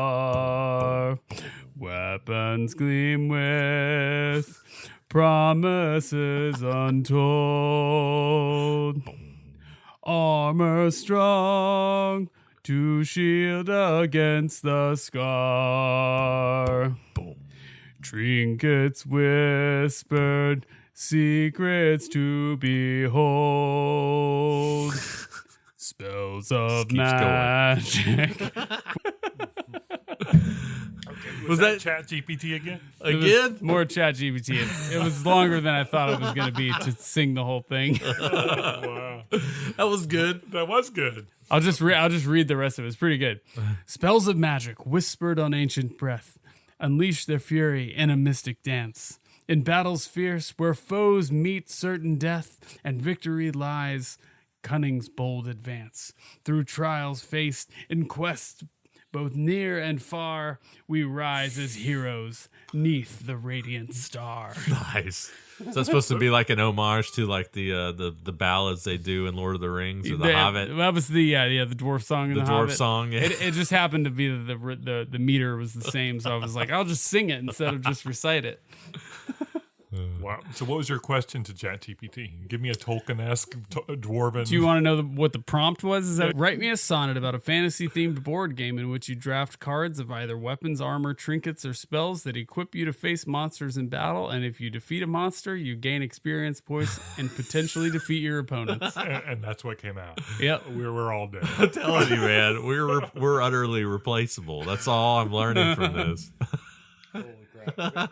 I'm going to have another beer. I definitely feel like my singing of it probably shrouded how great this sonnet actually is. I probably should have just recited it. I love that, man. Well done. Yeah, so if you haven't picked up on it, when the game doesn't provide any flavor text, nowadays we just see what ChatGPT would say in a sonnet. We've gotten super about lazy. The game. It's for fun and for laziness reasons. I think that's leveraging modern technology, Chris. I guess so. But is this what my kids do when they don't want to write papers for school? Am I doing the same thing? I don't know. Feel guilty. All right. Lost Legends, published in 2013. What a great year. By Queen Games.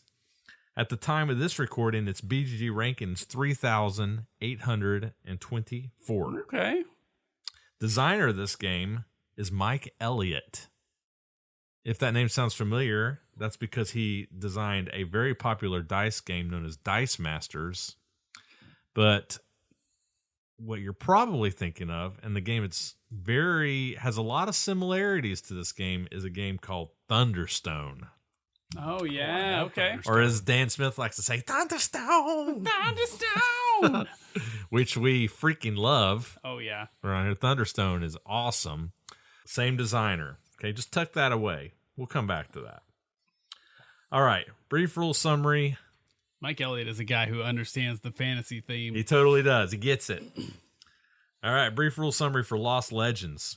Lost Legends is a drafting card game where the players take on the role of an adventurer in a party, making runs into dungeons, slaying monsters in an attempt to obtain money, experience, and victory points. Kind of sounds like Thunderstone. Glory. And glory, right. A game of Lost Legends lasts for 3 rounds, and each round consists of 2 phases, the gearing up phase and the combat monsters phase. The gearing up phase, while the heart of the game, is just a simple draft. Each player will start with a hand of 6 equipment cards. Each player will draft a single card and then pass the remaining cards to their neighbor. The players will draft a total of 5 cards each round with the remaining card removed from the game. There are 4 types of cards available for drafting each round: weapons, armor, spells, and artifacts. And each drafted card will be slotted next to your player board, which means that the card is active. So I should explain how each of these categories of cards work. So weapons, this is what you attack monster with, obviously. You've got 3 different types of weapons. You've got your short range or melee, you've got ranged weapons, and then you've got magical weapons like staves.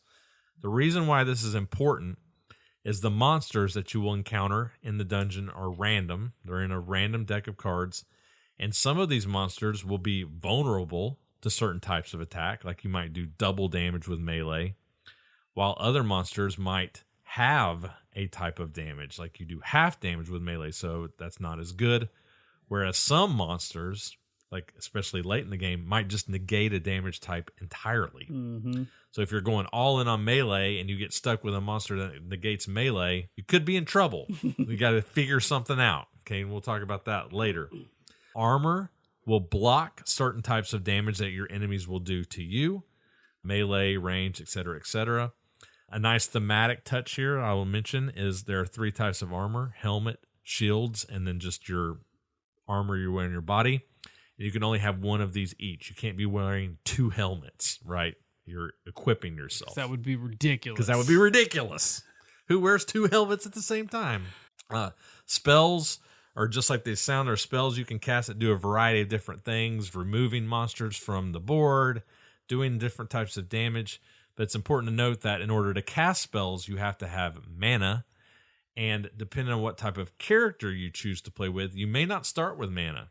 Okay, so if you're the barbarian, you have no mana, so a magic card may not help you, but there are things you can do to bump your mana score up. Specifically, artifacts. So that's the last slot. So for example, in the artifact slot, you can take a potion that will increase your mana, or you can take a potion that increases your health. They do all different sorts of things to buff you and make you more equipped at traversing the dungeon. Okay?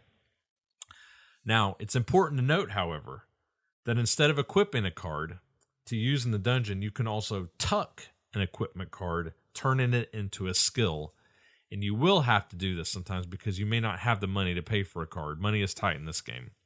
But tucking a card for a skill is a good thing for 2 reasons. One, it can make other cards that you have equipped better. So if you have a certain number of tuck skills, a card might become more effective. Mm-hmm. And then also when you tuck a card, you get money from the bank. And again, if I hadn't mentioned already, money is real tight in this game. So tucking can be real helpful. And it does a third thing too, is make future purchases cheaper for that type too. That's right? correct. Yeah. So it can give you discounts on future purchases as well. So tucking is good. Okay, for sure. Once everyone has drafted and equipped their equipment cards, the players then move into the current round's dungeon and combat monsters. The monster deck contains an amount of monsters equal to the number of players times 3. Each round, a single monster will start face up in front of each player's player board, with the remaining monsters making up a deck with the top card of that deck turned face up. So I didn't mention this, but I'll just real quickly. During the draft, everybody will have a monster in front of them. That's the first monster you'll face, so you will at least know who you're fighting first. And as you are drafting, you can prepare for that. But after that first monster, you don't necessarily know what you're going to be getting, but you at least know what you're going to be fighting first. Okay? Right. Now, once the attack monster's phase starts, the player has some choices possibly. So they can either attack the monster in front of them, or they can pass that monster counterclockwise to another player if a player has an open spot above their board. So you might be asking, well, how does that happen? Well, let's say we're later in a round, or we played a couple rounds, and Bill beat his monster before I took my turn. Bill now has an empty spot in front of his player board. If I don't feel good about this monster that I'm fighting, I can pass it to Bill and make him take it, and then I can draw a new one, either the one that's face up on top of the deck, or I can draw blind from the top of the deck. But if I do that, you have to note that there are some monsters that have a keyword charge on them. And if that's on there when you draw them, they will charge you and do something bad to you. Bad's an understatement. Yeah, yes. It can really hurt. So there's a little bit of a push your luck there in trying to fish for a monster that you feel well equipped to fight. But if it charges you, it could hurt you. Okay, it's good to note. If a player defeats a monster, they will receive an XP reward and some amount of gold to use in future rounds of drafting equipment. XP is useful because leveling up grants the player access to points and small bonuses. So your XP tracker is on this large track. It's kind of broken up into segments. The farther your XP tracker moves, the more points you'll get at the end of the game. But you also cross these lines, are kind of like milestones where you'll level up. And you can either get a bump in your health, a bump in your mana, or 2 coins. All of these things are equally helpful and can be kind of a hard decision. If the player doesn't defeat the monster in one go, and what I mean by that is each turn you use one of your weapons and then any of your spells to try to kill that monster. If you don't kill it, you damage it, and then it will hit you back.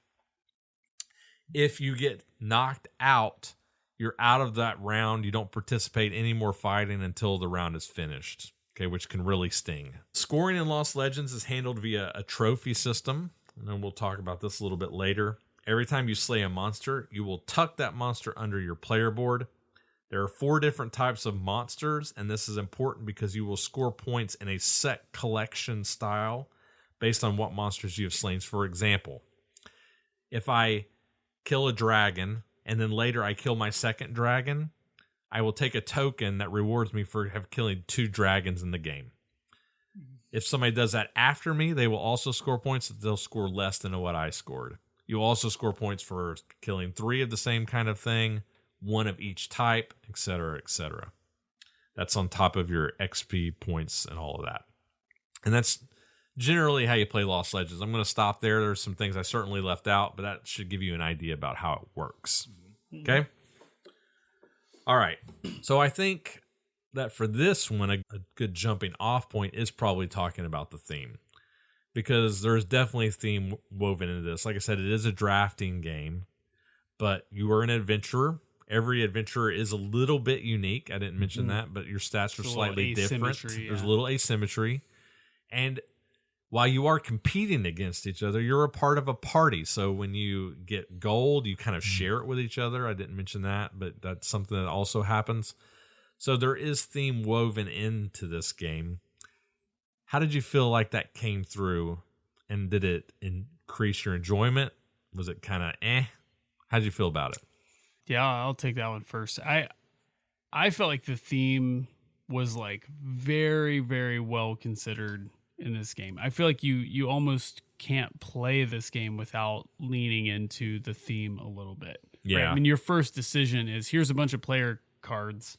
You know, it's essentially, if you're familiar with RPGs, like the classes of the players. You know, there's the rogue, the fighter, the wizard, the ranger type person, and so on. And you're choosing kind of what your, I don't know, like sort of bent is going to be. Like, you know, are you going to be the melee guy? Are you going to be the magic guy? Like that sort of thing. And from there, every decision that you make in this draft phase of each round is generally centered around that. And so to me, when you're making decisions throughout the game on the basis of something that is based on theme, that's a good sign that the theme is well integrated into the game, right? You feel like the mechanics of the game are playing off the theme and not irrelevant to the theme. I think that's well done theme, in my opinion. Yep, agree.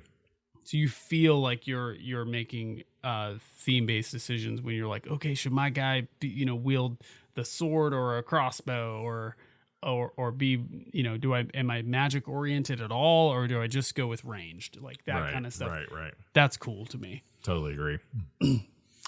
Yeah. Well, when to give you a visual of what you see when you're playing your first turn, you do have your player board, and the fact that your monster is flipped up in front of you, you get that sense that, oh my gosh, did I end up with somebody really big and bad or whatever? So you have this visceral kind of feeling of like, okay, I've got to beat this guy. And you're looking at your hit points.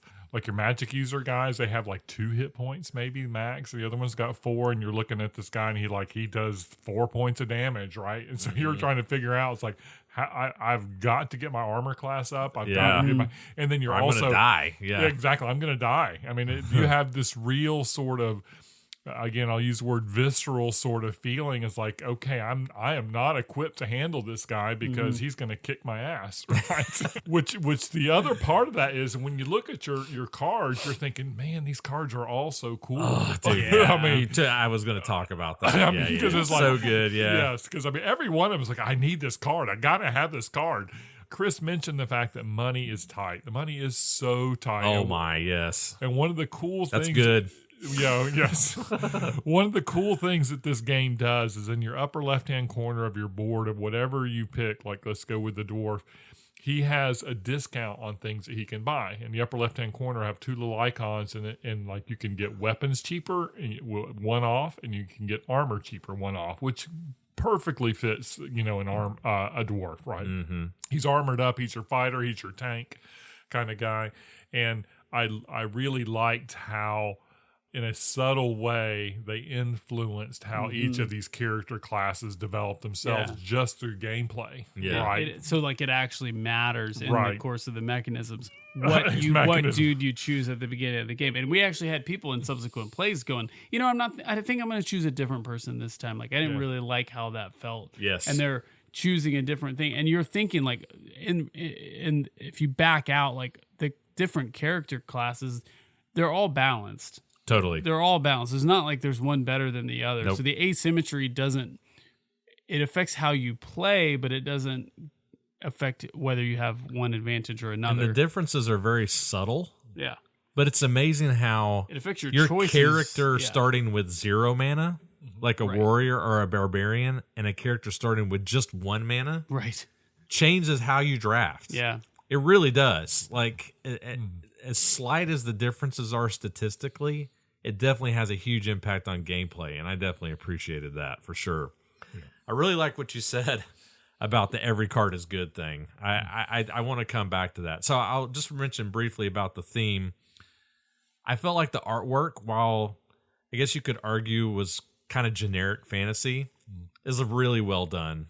Like, it just feels, it reminded me of Thunderstone. If you like Thunderstone and that style of like cool looking equipment and rings and helmets and scrolls and they look neat, this is like that. Well, and that's what makes you want all the stuff. Yeah.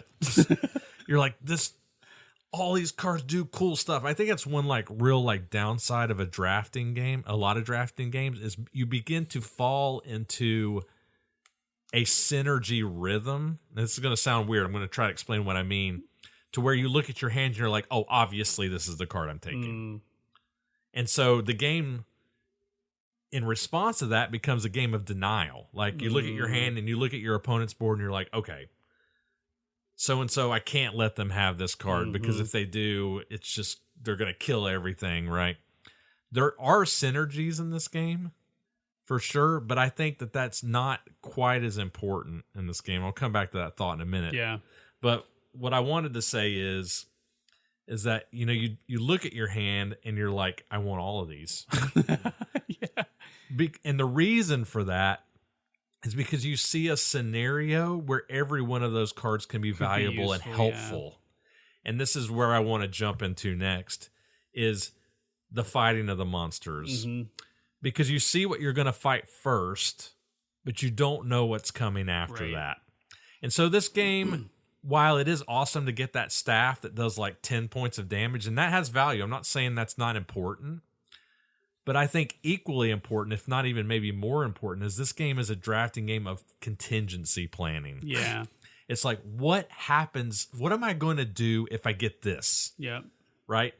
Do I take this card that synergizes really well with my sword and is awesome, but what happens if I draw a monster that I can't damage with swords? So you begin to be thinking, okay, do I draft this card? Maybe I take this card that negates damage. Maybe I take polymorph and I change that monster into something different. Or maybe I do a spell that lets me cast a spell that does a different type of damage. So all these things are running through your mind about not like, oh, this is the obvious card I take because it makes this card super awesome, but It's more like, what if? What if this were to happen? What do I do about this? How do I plan for this? I really enjoyed that in this game, honestly. That contingency planning element of the game. Yeah, and I think that speaks to the kind of the beauty of the way that the asymmetry was like integrated in this game. Like, because anyone who's been listening to the show any length of time will know that I have certain thoughts and feelings about asymmetry in games, and like sometimes I think it's well done, and sometimes it's very infuriating. Scythe.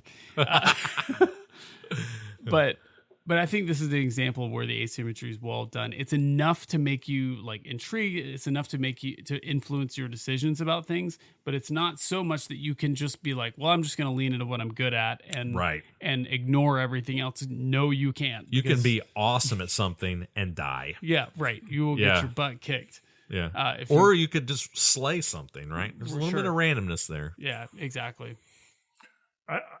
I thought this game did a good job of making you feel like you were on the razor edge of survival all the time. I mean, to me, that was one of the big draws to it. Is like, okay, what am I going to do to just make it through the next round? Kind of thing.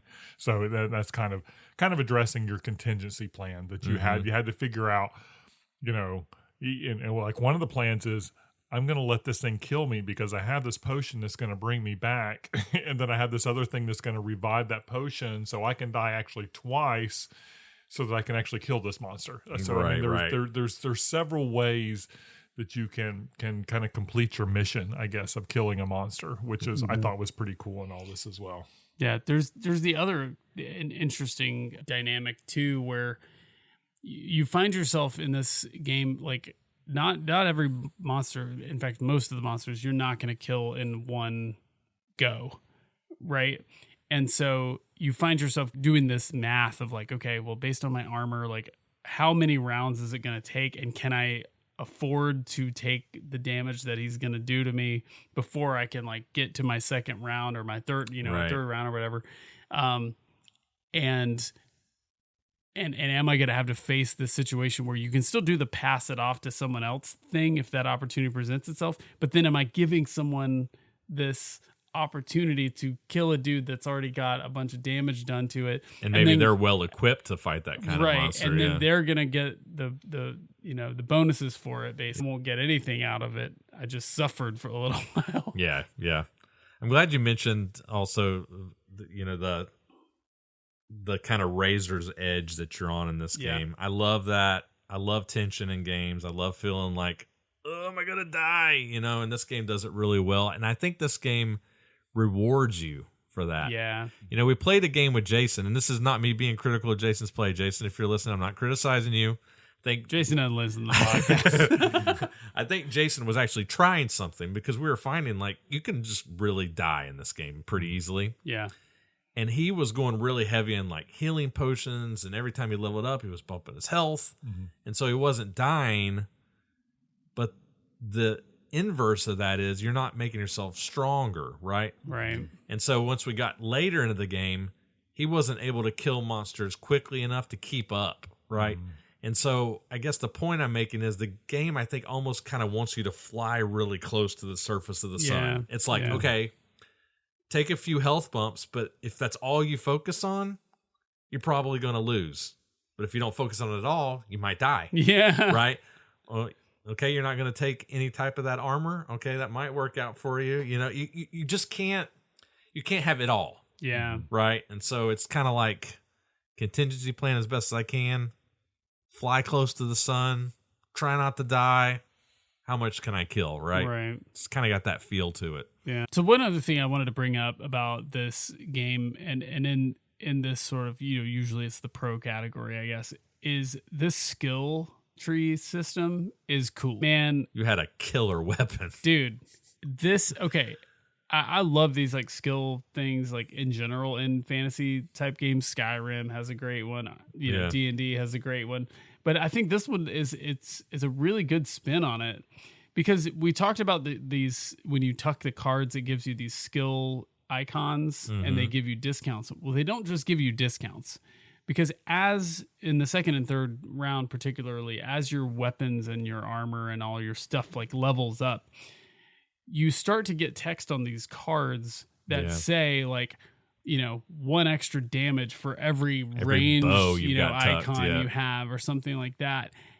And so you can start going, okay, well, if I take this card in the drafting round, if I take this card, this magical mega bow or whatever it is, you know, I'm going to get an extra damage for each ranged icon. Well, I have 5. So I'm going to do 3 damage but base, and then I'm going to do an additional 5 because I have all these freaking icons. Like you're like, yes, I am a god. And like, you feel super strong. Until you flip that monster that says range damage knows nothing to this monster, and you're like, oh no. And that's where you're like, did I plan? Do I have polymorph? Do I have some spell that can damage this thing? But I just think that the skill system is really cool, that it starts to have these additional benefits other than just discounts, particularly later on. I'll agree with that. Are you ready for cons? Yeah, let's do it. Kick us off. Let's go, Bill. This game can be freaking hard. This game can be really hard. I don't know. So one thing we didn't mention, if you get charged or if you die, you lose one of those cards. A tucked skill. A tucked card. So that really hurts. That really hurts because you can't purchase something cheaper later, which, again, we're talking about money being tight. That can be really killer later. Especially in the first round. Right. If you die in the first round, Yeah. Again, so truly in the first round, you're right, because you don't feel like you have a chance to catch up at that point, and I'm not sure you can. So that's I'll start with that as one and let you guys. Well, I'll piggyback off that thought because I have a con along those lines. I totally agree with you. This does have that feeling. If you fall behind, it feels hard to come back. This game also has it's weird because it's thematic in a way. So this game kind of has that weird thing where, like, in the first round, so there are 3 rounds where you're first starting out, man, you feel like you get breathed on and you're going to die. You're like, oh my God, am I going to make it? Like level 1 in a D&D campaign. Yeah, exactly. 7 hit points. Exactly, which is thematic, right? By the time you get to round 3, unless you've gotten knocked out in earlier rounds, you're pretty strong. And the game almost flips from like, I'm not as afraid of dying now to how quickly can I kill all these things, right? And these are supposed to be the big bads, right? And they are pretty big and scary. But if you've equipped yourself enough, you're almost kind of like, how fast can I kill these things so that I can kill more than everybody else? Whereas in the first round, you're like, I just need to not die. And that kind of feels inverted, right? You should think as the game progresses, it should get more, there should be more tension, but it almost lessens. And it becomes less about, I'm not worried about dying. It's more about, I need to be able to kill things fast. I need the points. Because I'm so freaking awesome now, right? So, and also in the first round, there are progressive items that you get, right? They go up in power, that they get released each round.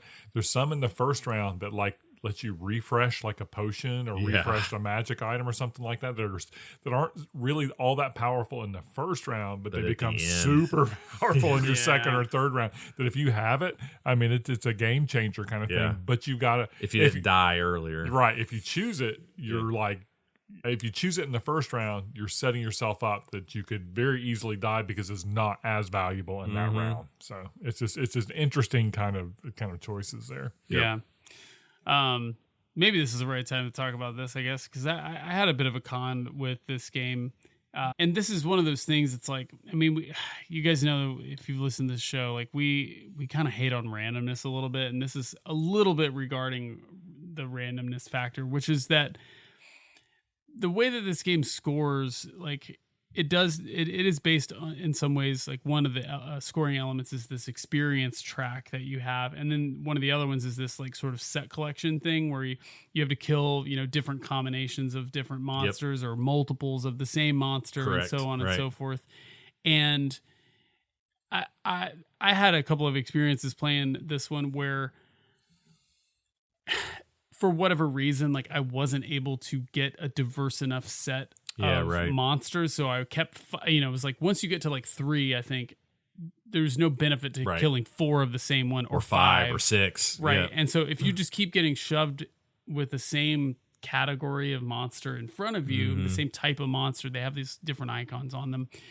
If you just like don't have opportunities to get a diverse selection of different types of monsters to kill and everyone else does, well, they're going to get the little tokens that score them 6 or 8 or 4 or whatever points, and you won't get those. Or for that matter, there's this one, there are these 3 different tokens that if you kill that type of monster, you get an extra point when you kill it. Yep. If you don't get a diversity of monsters and you're killing the same kind every time, you're not getting those points. You're not going to get those points. And so there's a weird kind of scoring thing where you can be really successful in terms of killing monsters in general, but not actually score points and win the game just because people kept shoving you the same type of monster. Or you're that drawing you the same type of monster. Draw it randomly, or it's the only one that's available or whatever. And that kind of let me down a little bit because I will say, I mean, not to give away my final thoughts, but like I was having a ton of fun in every other element of this game. And it was like, okay, cool. So I just really had a lot of fun. And I also came in dead last because of something that I had no control over. We were actually like, when the game ended, we were like, how many monsters did you kill? And how many did the winner kill? And there was maybe like a 1 monster difference, but there was a much more bigger disparity in points. Right.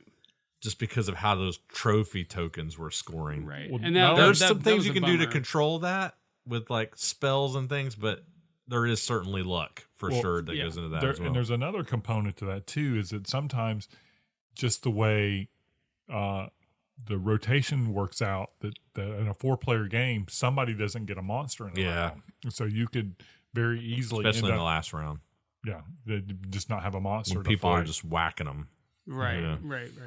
So there's, it's just, I think in general, like, I don't really know how to put my finger on it quite. It's just like, there's some weird stuff with scoring that I feel like actually like throws some shade on this game that I wish didn't have to be thrown. Right. Because everything else is pretty cool. Right. Are we ready for final thoughts? I'm ready. I think so. You want to? Do I start off on this one? You're starting. That's great. I feel great about that. So I think that this game is really fun. As someone who enjoys fantasy, themed games, of course, I really like it. I think it does a good job with that. I think that the general like mechanisms for this game, the growth track, the fighting monsters, drafting cool stuff, leveling up your dudes' power levels and all that stuff, super fun, absolute blast. And frankly, if this were a cooperative game, this game would be like probably a 5 or a 6 for me, because it has this weird scoring element where I feel like I can play a game for an hour or so and and it's a competitive game in the end and be in dead last and have killed exactly the same amount of monsters as the winner. Yeah, sure. That bumps it down to a 4 for me. Mm-hmm. So that's what I would say. In terms of gameplay, easily it would be a 5. Yeah. Because I had so much fun with it. But because of that scoring factor, it's got to kind of hit the ceiling at a 4 for me. So I still think it's good. I would love to win it someday. Those are good thoughts. Yeah. I'll say with the times I played it with you, we just were having kind of a raucous time with it. Absolute blast. Yeah, it was fun. Yeah, so I'll start by saying, as for me, just as a general rule, I don't like pure drafting games. I just really dislike them. 7 Wonders, hate it. Point Salad, hate it. And the reason why I don't like those games is that in a larger than 3-player account, there are people that I can't reach in the game, so to speak, that invariably what happens in those games is there's like, okay, you just can't let them have that card. Right. And then for whatever reason, they get that card and they're like, why? And they're like, well, it just didn't really help me, And then we all lose because they score a bajillion points, right? You gripe about that in Terraforming Mars. Dude, I that stuff makes me angry. I'm like, it is your responsibility to not let that happen, right? And you're relying on people to not allow that, right? I feel like this game fixes that problem, though, because while there is some hate drafting in this game of like, okay, I'll look at Bill's board. Okay, he might really like this card. Maybe I'll take it. But I really feel like this game is less about that and it's more about rewarding the player who is better to plan for themselves to prepare for badness, right? Mm-hmm. How well did you do at preparing for things, right? And it's less about denial, which is what I don't like about drafting games. Okay. Now, having said that, I do worry a little bit about this game and replayability in that while I love the cards, as I've mentioned, this game has that I want all of these, which is always good. You always use the same deck over and over again. So in other words, there's not an excess of cards. It's not like pull out a certain number of a larger deck.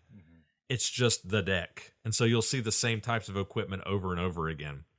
I really wish that they had given you more cards and that some cards will be in the game and some won't, depending on what comes out. It's a good thought, yeah. To give it a little bit more variety.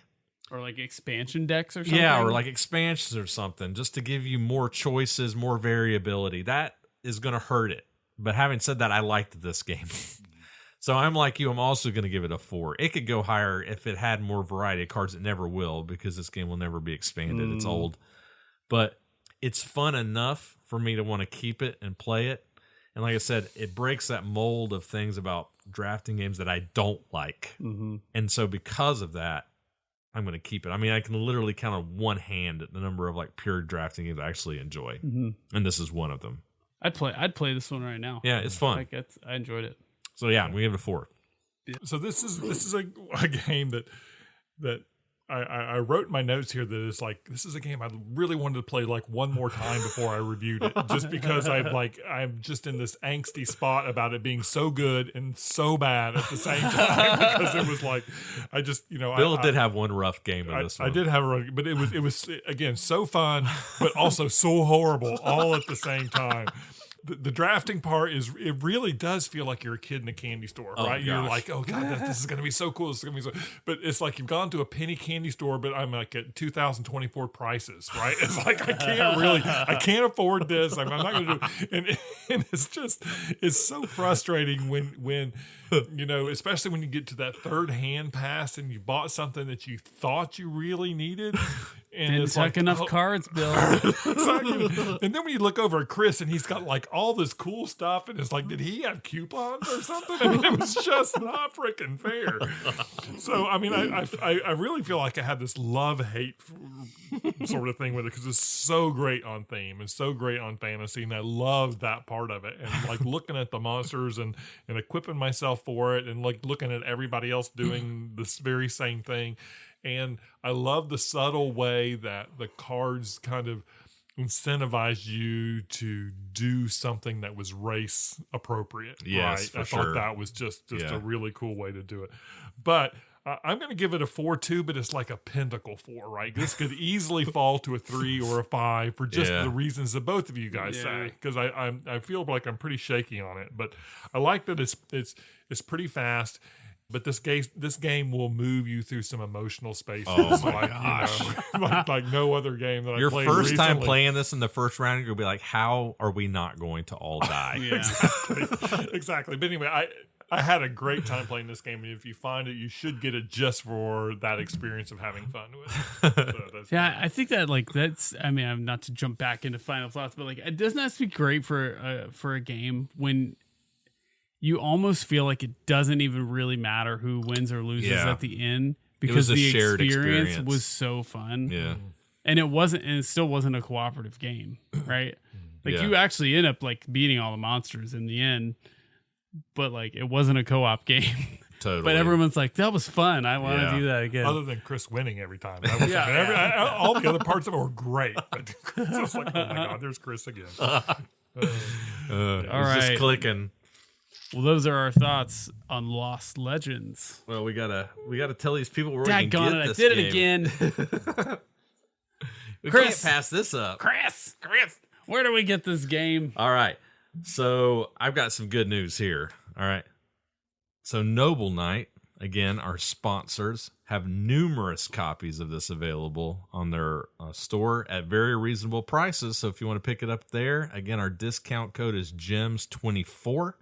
Get 10% off your order there. There are also 44 copies on the BGG Marketplace. No problem. What's it cost? Like probably 15 to 20, something like that. Combine that with my Gargon, I'll get over exactly. my There you go. Exactly. There you go. Yeah, it's really not bad at all. Very easy to get. All right. Well, those are our thoughts on Lost Legends.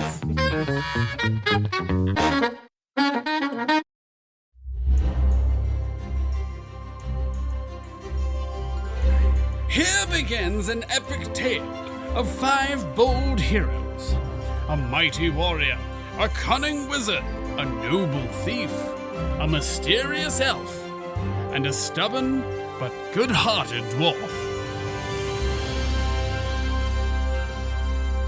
The heroes dwell in an ancient kingdom where magic is common. Once their kingdom was peaceful, but now a darkness has descended upon the land. Its woods are thick with hideous beasts, and a wizard called Teraptus, whose heart is blacker than the night, is gathering fearsome power. The heroes know they cannot face such threats alone, so they've banded together and made a pact, vowing to stamp out evil wherever they find it, to defend those in need, and to protect one another, as well as their king. One man has promised to help, a wealthy friend named Naren, who funds their quests wherever he can. Not everyone is pleased with the heroes' pact. An evil dragon called Darkfire, the deadliest creature in all the land, longs to strike them down. The dragon hunts the heroes relentlessly, hungry for a taste of their flesh. One day soon, he will find them and try to engulf them in his fiery breath. Will the heroes survive the dragon's attack? Will they banish darkness from the realm? The answers await in another telling of the story. The telling you create when you play the Dragonstrike game. Can you read just a little bit more, Dad? That's for another time, son. But Dad, That was pretty awesome, Cameron. didn't feel like you were reading a bedtime story. Oh, yeah. I love that. Wow, it's almost like I was watching a VHS tape. Yeah. Yes. Oh, Dragonstrike.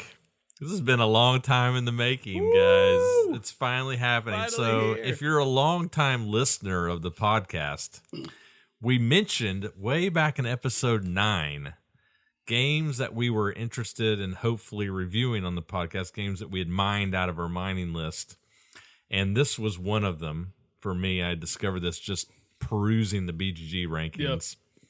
And we had so much fun with it. As Bill mentioned, this game comes with a VHS videotape of actors dressing up in ridiculous early 80s fantasy garb. And Fabio the Warrior. I mean, people, it is ridiculous. This was like way before they had cosplay figured out like the way they do now.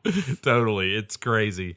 You can see this video on YouTube. If you look up Dragonstrike, you can watch this. It's like 30 minutes long. This is actually the game that like Chris convinced me to like do this podcast with. He's like, dude, there's this game Dragonstrike. You're gonna totally love gonna play it. We're this. gonna review it. 61 episodes Yes, later. 2 years later.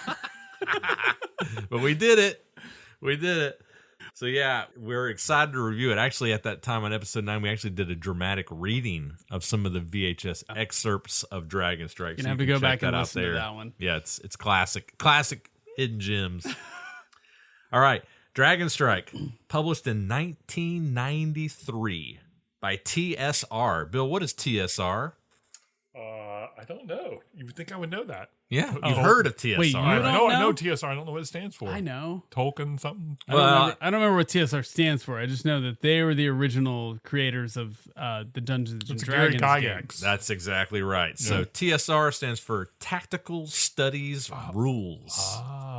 Was formed in 1973 as a partnership between Gary Gygax and Don Kay, who collected together, listen to this, $2,400 for startup costs as a means to publish formally and sell the rules of Dungeons and Dragons. the first modern role-playing game. Tactical standard rules? Tactical studies rules. Because it was actually started with war games. Some friend of mine he would make plaster of Paris battlefields. Oh my gosh. Oh my gosh. that had it's like a school project. Exactly. They would it was super cool. He took wooden matches and he put it in the plaster of Paris to make these wooden walls and like lit the top of them so they looked like they were burnt all across and blew them out kind of thing. And then he had like scale model railroad trees and stuff like that all over. But there were rules for fighting battles with armies and stuff like that I think was kind of awesome. The blossoming of what grew into D&D. But people were fighting war games on tables like this first before it became D&D. School projects in the 80s, kids. It was super cool. Tactical plaster of Paris rules. Tactical studies rules. Just a little bit more about TSR because this is interesting, I think. In January 1974, with Gygax's basement as a headquarters, they produced 1,000 copies of D&D, selling them for $10 each. The White Book. The White Book. Yep. Okay. The first print sold out in 10 months, and the rest is history. Yeah. I mean, look at what it is now. Multi-million-dollar Wizards of the Coast huge, movies. Yeah. Crazy. Just absolutely crazy. So the movie, by the way, Dungeons and Dragons movie. If we haven't said it enough on this show, just watch that movie. It's good. I won't say more about it, but Dungeons and Dragons. I remember movie, you were great. gushing about it. I need to watch it. So yeah, people that did TSR, Dungeons and Dragons first, second edition, made this game, Dragonstrike. At the time of this recording, its BGG ranking is 6,162. Designer of this game is Bruce Naismith. All right, brief rule summary for Dragonstrike. So I'm going to break this rule summary up into two parts. First, I'm going to assume that our listeners, for the most part, probably know how RPGs work, but I'm just going to give you a very general idea of how an RPG works. Now, it's important to understand this is a board game, but it has strong RPG elements. Okay? RPG meaning role-playing games. Role-playing games. Thank you, Bill. Yes. So in Dragonstrike, like most role-playing games, you're going to have one player who is the dungeon master, or in this game, the dragon master, who sits behind a screen and basically runs the game. They control the monsters, they create the narrative, they give the players a scenario that they're going to run through.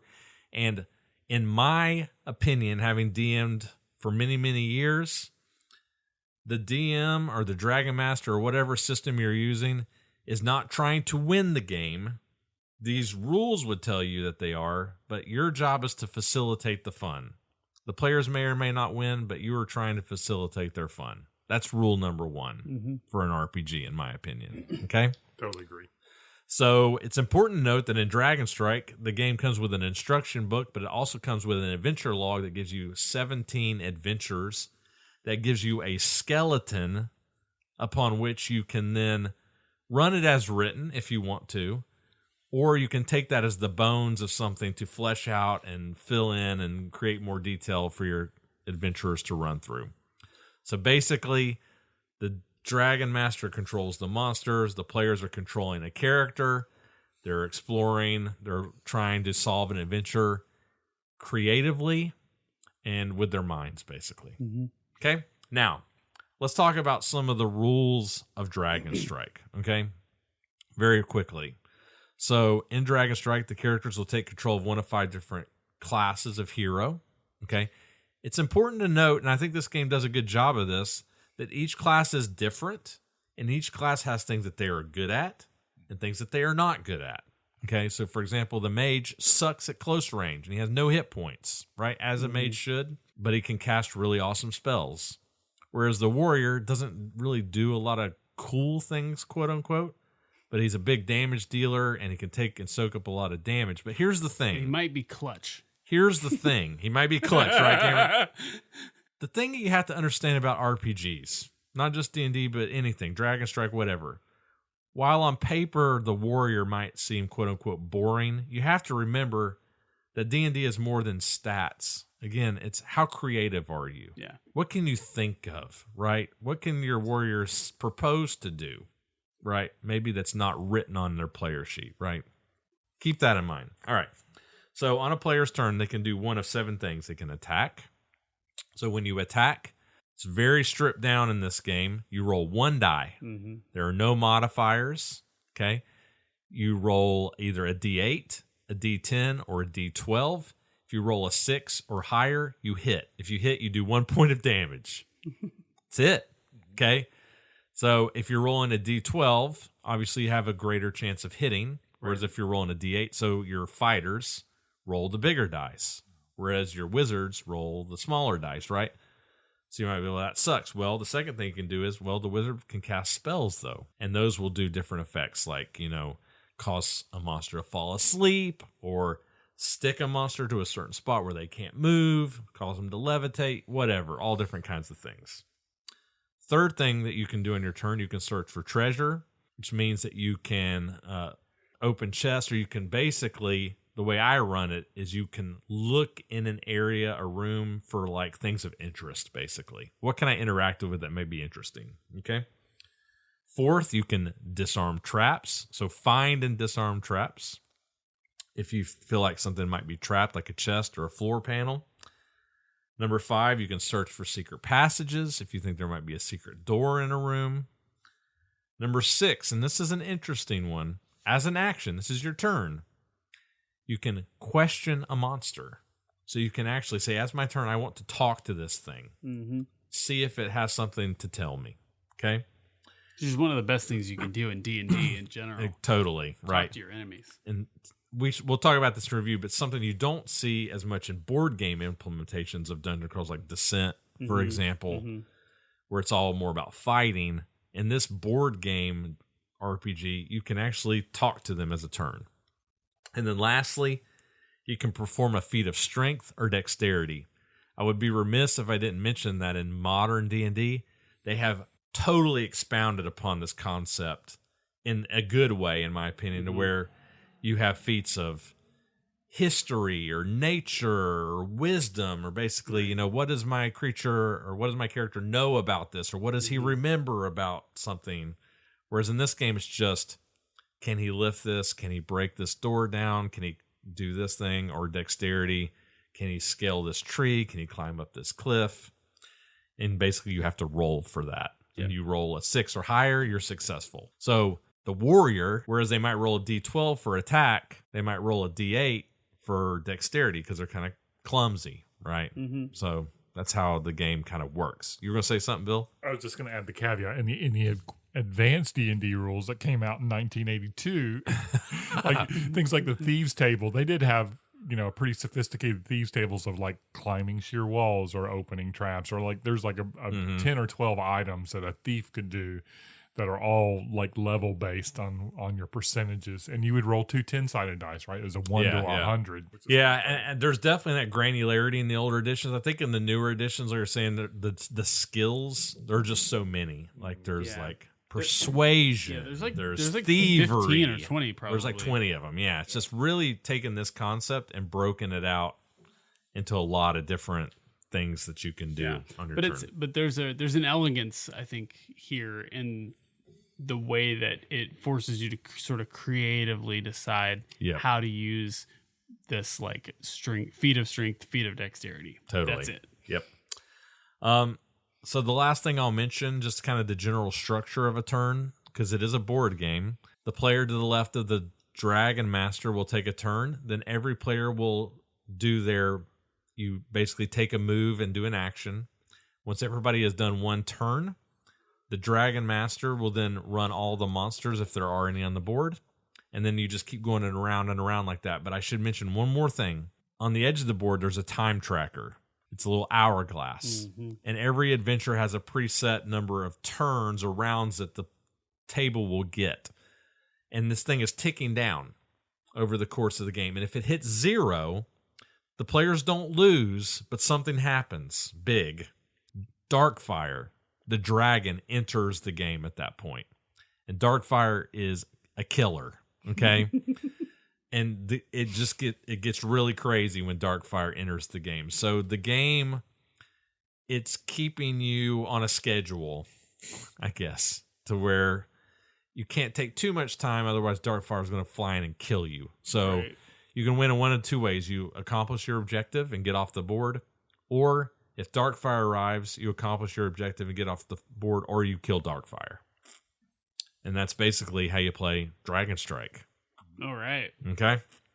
All right. So this will be fun. Let's talk a little bit about Dragonstrike. So as I mentioned a couple of times now, Dragonstrike is an RPG, but it also has board game elements, right? It has subtle differences from just your standard Dungeons and Dragons, although you can definitely see the similarities.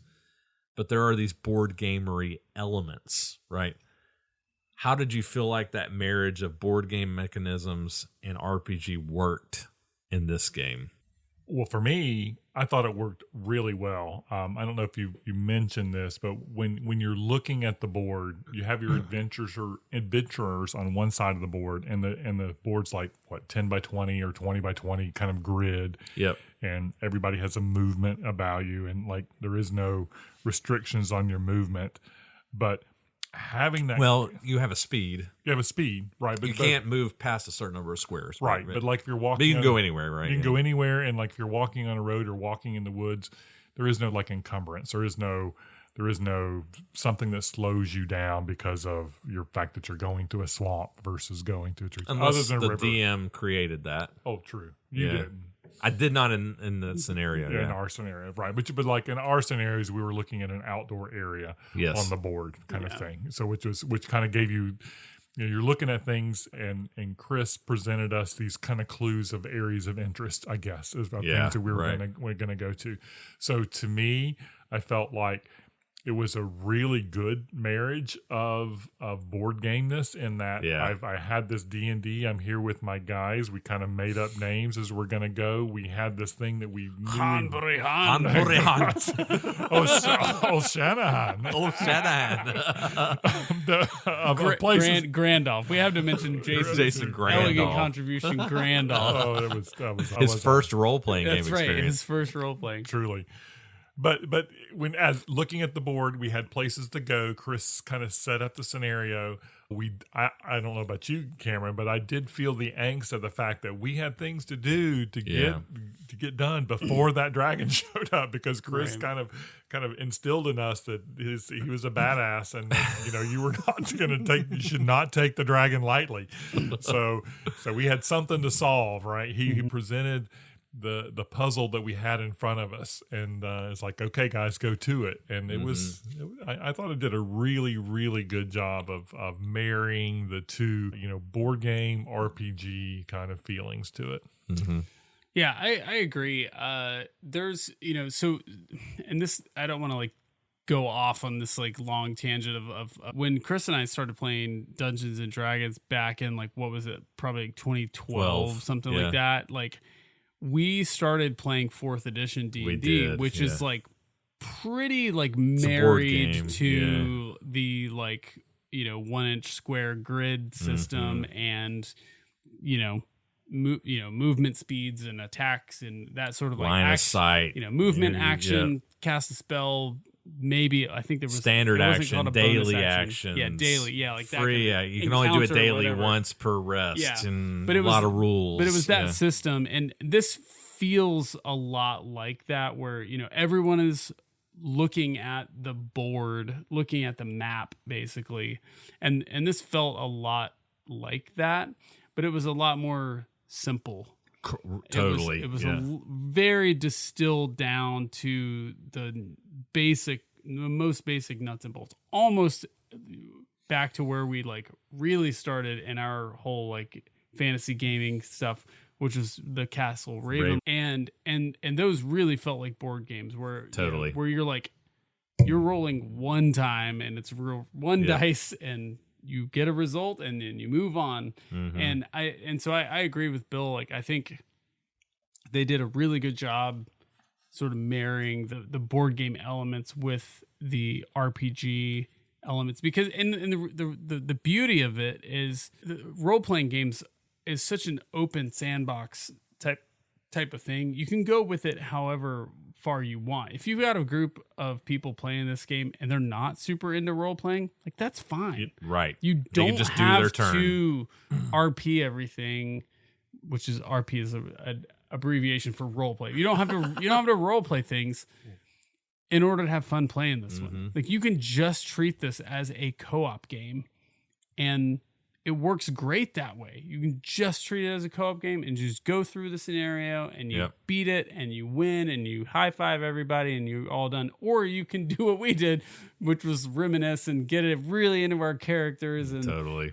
You know, I mean, good. my guy went on a spiritual journey throughout our adventure, and it was so fun. Oh, man. My wife always asks me when I'm out playing games like the next day. She's like, "Did you have fun?" I was like, "Let me tell you, like, did I have fun?" You know, it was just such a blast. It never ceases to amaze me the stories that come out of the skeleton of the story that I start with in my head, and then you guys just fill in these, especially you, Cameron, just the things that happen. It makes for a good story, which I'm sure we'll recount some of it here. Totally became the forest warrior, and so good. All this other stuff, So you can play it like an RPG, but you can just play it like a board game, and like it works really well because, you know, unlike a lot of the RPGs, which it may feel intimidating for some people, like Pathfinder and some of these that are like really complex. Like, this is like 7 different things that you need to account for, you know? Yeah, it's nice that they stripped it down to just its most basic. It's like you roll 1 dice, you don't add anything to it. Right. If you roll a 6, you hit, and if you hit, you do a damage. Right? Unless you're a wizard and you can do slightly more complicated things. But comparing it to 5th edition D&D or 4th edition, where your player's handbook is 130 pages long. Right. You got to read the whole thing, then you make a character sheet, and you choose all these different. You got to do all these formulas. Like, there's nothing wrong with that. No, we played it for years. I love D&D. I respect it, but that can be intimidating. This is more welcoming. Yeah. Right. The system. Yeah. One thing I really wanted to comment on, and I'm not joking. Obviously, this game it's older, and there's some things that are maybe you consider outdated that we'll talk about later. But this time track is brilliancy. Oh yeah, it's brilliancy, and I don't understand why it's not used more and used today. And I'll explain 3 different reasons why I like it a lot. Okay. Okay. 1, tension, like Bill was saying, as the timer is ticking down. It creates in you a sense of dread and urgency to get things done. That is good. 2, because of that time tracker, it causes you to play in a round where everybody takes a turn. That's how the round is structured. Yeah. In D&D, because it's so freeform, if you're not careful, if you have some players at the table that are more aggressive and their personalities are just more outgoing, they can kind of dominate the table. And people that are a little bit more reserved can kind of just end up sitting there a lot, not doing things because they're just kind of, it may not necessarily mean they're not having fun, but they're just kind of like. They're not as assertive. Right. They're not as assertive. So they're just allowing the other more assertive players to take the lead. Yeah. Because of the turn-based structure, that allows everybody to be involved. Yep. And then 3rd, and probably most importantly for me is, without a doubt, you've played with players, and I love them. I love all players, but some people cannot resist the urge to, every time they open the door, I search for traps. I'm looking for a treasure. I search for traps. I'm looking for this. You know, it's just like they're searching everything, right? And so that can kind of like bog it down when everything we're doing, I step around a corner, what do I see? I search for traps, right? It's just like, oh. With this time tracker, if that's what your player would do, that's totally fine. Okay, if you're out there and that's you. No. I'm just saying. Yeah, I know what you mean. Just try not to do that, right? Yeah. Like, keep the game moving but you along. You're saying you can't afford to do that. You can't do that in this game because if you're playing like that to where because it's your action. Right. If you're constantly searching for things that are bad or maybe good, you're going to run out of time. Yeah. And so it keeps things moving. But the one thing I will say, and I'll stop, is that because of that, it is very much contingent upon the DM to give your players visual cues to know when they should look at something closely and when they shouldn't.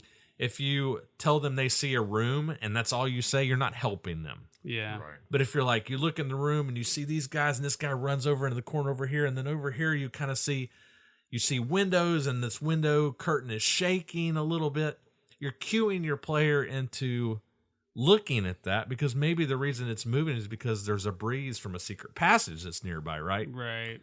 So it's a contingent upon the DM to give them clues to know when to look, but it also alleviates the problem of I turn the corner, I search, I open this room, I search for traps, I look for traps, you know? Yeah.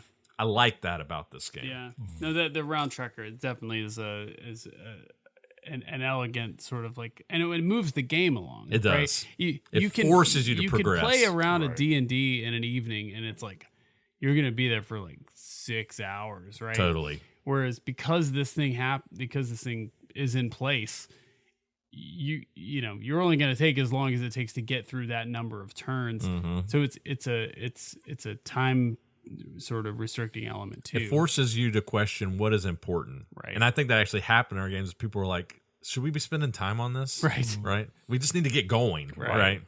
I mean, and I don't think there's any captaining in our games, but you do get that sense of we need to make our turns efficient, and that thing that you're going to do that is your turn, we need to make sure that it is valuable to all of us, because we can't waste any of our turns that way, kind of thing. Even though everybody had their total autonomy to do what they wanted, totally, it was still. I mean, to me, I think it's a good dynamic in this board game because just for what you said, it moves it along, so it's awesome. What else did you guys like? Oh, I was going to ask if you guys had any cons. Oh, are we ready to move to cons already? I don't know. Not I will say another part of this that I liked that was part of the board game part of it, and we've kind of hit on the sum of the stripped down nature of it. I mean, when you talked about just the 3 dice, I mean, it made some of the decision making just really simple. I mean, it was, I'm going to make a dexterity check. I played the thief on this one, and it was like, I got a 50-50 chance for this. I'm just going to go for it, and to not be looking back at tables and stuff like that. Right. I mean, to the point of the game had good flow. The fact that the rules are so stripped down, I think also just kind of makes it a good experience. Mm-hmm. I mean, it does on some levels, make you want to have more because you're thinking, especially if you play D&D, you're just like, I kind of want a little bit more, but also think that this is fun for us, but also made me think, Chris, you played with your kids. I'm sure this would be just a blast if you've got kids or being, introduced to this game. Yeah. It just gave me such a good feeling for, it was like, oh gosh, because I played this with my kids when they were like, 6 to 10, I think, kind of things. And we're back with the original rules. And if we had this, it would have been awesome. Yeah. I really agree with that.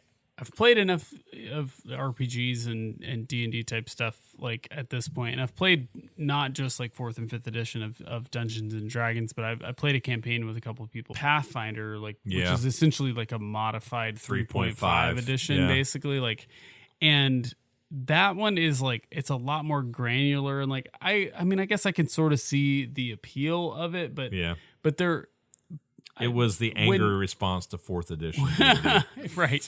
When you find yourself like navigating rules and having conversations at the table when you're supposed to be playing about like sorting out how to like adjudicate something based on like whatever it says in the book, like I feel like you've lost the thread of a game. Totally. And whereas I feel like a game like Dragonstrike, it's like all narrative. Totally. Right? And when a RPG keeps you focused so much on the narrative and you're able to get the like nitty gritty stuff done, because like obviously you have to have some kind of mechanisms to make a judgment on whether you succeed or fail on the thing that you're trying to do, which is why Gary Gygax comes up with rules back in the 70s or whatever for this thing, because you have to have some way to like decide are you successful or not. It can't be completely subjective.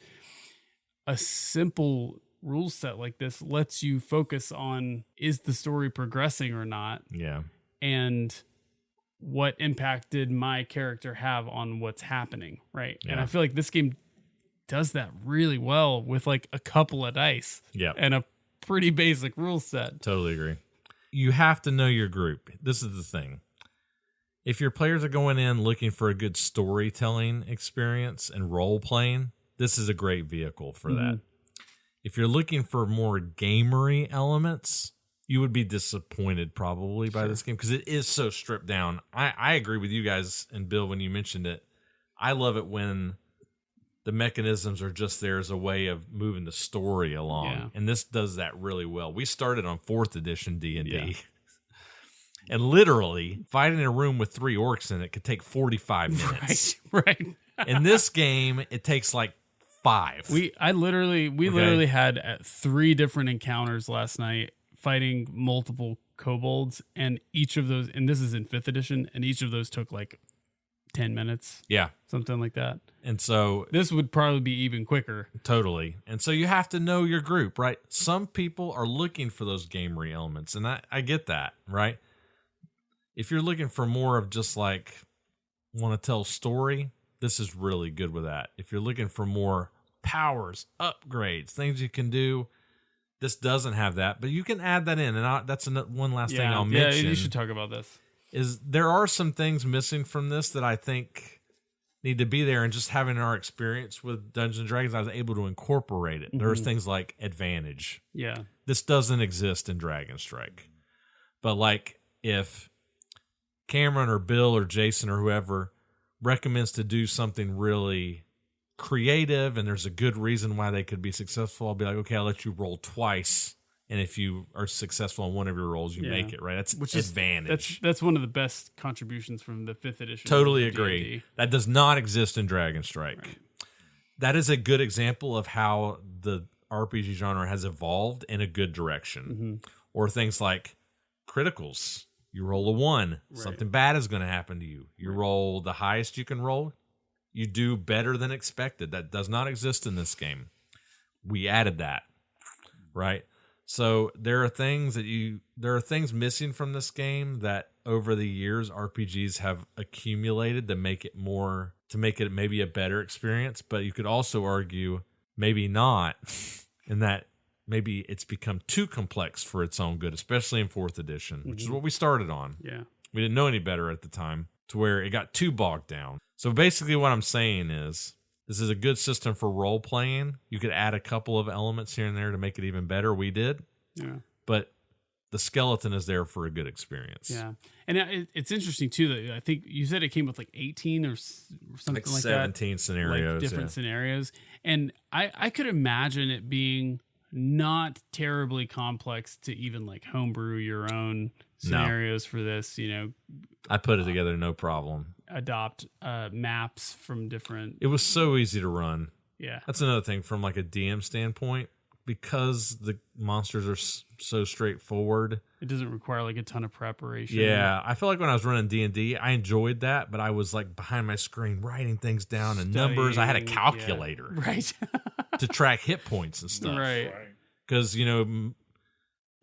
the owlbear might have 123 hit points. So I'm like, scratching that. In this game, he has 2. Right. You know what I mean? It's just easier to run the game. I think you were tracking like hit points for the monsters, like with little tabs that were clipped to the side of your DM did. screen, I had right? little pipe cleaner markers. Remember, I would put those on top of miniatures to say, okay, he's paralyzed. Oh, you're talking about in 4th edition. Yeah, like I was talking about in in Dragonstrike. I thought you were like moving around little tab just a little clips slider that were just tracking a couple of different things. That's it.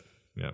Yeah. So the level of complexity is just much lower, and it feels like it still provides the opportunity, this platform for like still having an interesting RPG experience. Yep. Cons, guys? Go for it, Bill.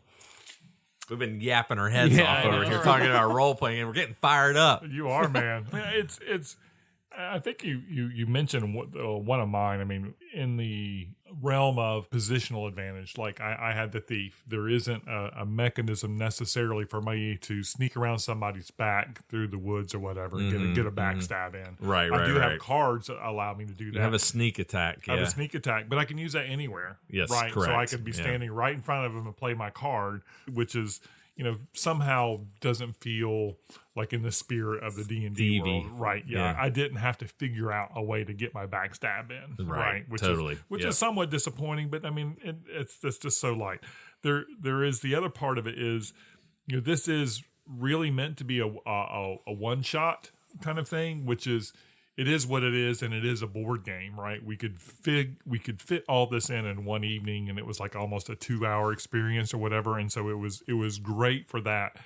There was part of me that left me wanting more, and I could see, again, like we were saying, this being your entry gateway drug to your kids if you want them to play D&D, right? Totally. But like a little bit more options on your turn, you mean? More like options on your turn, bit to do, yeah. Or the fact that I have my character, and, like and the maybe continuous because campaign element, right? Yeah, that I want to do something more with them. I want to go. I want to see where the story's going. These are all one shots, yeah. Exactly, and so I could also see with Dragonstrike that you say there's 17 scenarios that an imaginative Dragon Master could somehow string a story of all those things together. So anyway, those don't necessarily sound like cons, but it's just the kind of the nature of the game, right? Yeah. Some of those left me wanting for more, but part of it was because it was good, right? And for what it was. So anyway, that's my thoughts on that. Yeah. I mean, I definitely would agree with that. And I will say, maybe as a caveat to that, is that like, I think that there's definitely a need and a place for this type of game in the RPG genre, because those of us that are going to play D&D, like, we're going to play D&D, right? We're the 5th edition rules especially, like, are really, really good, and I think the best iteration of it that I've seen for the like narrative type role playing. But I also really enjoy this like encapsulated one shot. I don't need to do any real preparation for it. I've got a busy job and a busy schedule and wife and kids and everything, and I just really kind of want to play an RPG for a couple hours. Just want to roll some freaking dice. Yeah, and just bust out a one shot, and like, so I think that's where the space that this occupies that is like really good, and I'm glad that this type of game exists. I'm glad that it doesn't have to fully compete necessarily with full-fledged RPG systems that are like really meant for ongoing type campaigns, like, but at the same time, like, I think that it can function as the same way that Castle Ravenloft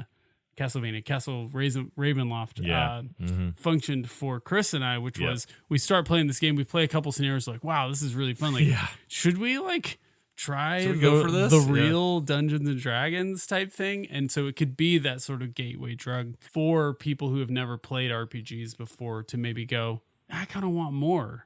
And that extra sort of level of resolution that you would get from going from something like Dragonstrike or Castle Ravenloft into a real RPG system. Yeah. That sounded a whole lot like Final Thoughts there.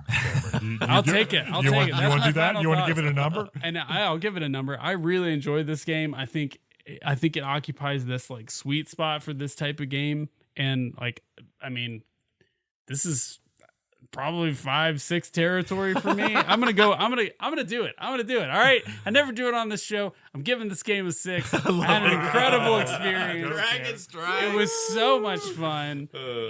If it wasn't a really, really expensive game, I would buy it. That's the thing, right? That's so awesome, this is 6 territory for me. Yeah. Good job. I had a blast. That's awesome. It's funny. I have very similar thoughts. I guess I'm next. So if it was 1993 right now, this would be like my favorite game. Mind would be blown. My mind would be blown. You would put down your game I'd genie. be living my best life. I mean, gosh, man, dude, if I had only known that this existed back then, you would have grown your hair out like Fabio. I totally would have. Totally been into the cosplay. 11-year-old Chris. But it's 2024, and there are 2 things about this game that are working against it. One, there are some advancements that have occurred in the genre that are good, and we mentioned them. Crits, advantage, a little bit more options in classes that are not magic, like, the fighters, the barbarians, modern D&D and other D20 systems have made those characters a little bit more interesting other than I move and I swing my sword. You know what I mean? Mm-hmm. The other thing that I would mention that I think it has going against it is just availability, right? Like this game, Dragonstrike, you're going to pay over $100 for it because it's kind of like a collector's item. Right. So can I recommend Dragonstrike to you? I want to. Because just from like fun factor for me, it was like a 5. But from like just those things I mentioned about, that's all I factor in mine. I'm just like, 6. Yeah. Because it was so fun. And I get it because we had a blast playing it. But like availability, how easy is it to get some, things that have advanced that make it a little bit better? Probably like more like a 3. But here's the thing. So what am I saying here? What I'm telling you to do is, if it's not Dragonstrike, just find a D20 system and play it. Right. That's what I'm saying. Play a role-playing game, right? If D&D is intimidating to you, and it can be, even 5th edition, because it's like a big book and there's a lot to learn, just find a system that's more simple. They're out there, right? If you can find Dragonstrike, great. Go for it. I recommend it. But it's kind of rare, right? But just find a D20 system and have fun with it, because I will say my last thing, I'll say my final thoughts. I played this with my kids, like Bill was mentioning. They've never played D&D before. Dude, they freaking had a blast. Yeah. And it was so fun as a dad to share that with them. Like, I almost got like emotional while we were doing it. Seriously. Because they were like, dude, Dad, can we play this again? Can we play this tomorrow? Can we do another? Like, they just wanted more. Yeah. And the fact that it was super simplistic didn't bother them. And they were just, kids are incredibly creative. Yeah. Just the imaginative solutions they were coming up with to solve these problems. They played it totally different than y'all did. Really? The scenario I ran. And it was just fun. And so play it. Just play Dragonstrike. If you can't get it, play something else. Play it with your kids. Just go for it. I know it seems weird. You might be intimidated. Just try it. That's my final thoughts. Right. Play a role-playing game. Absolutely.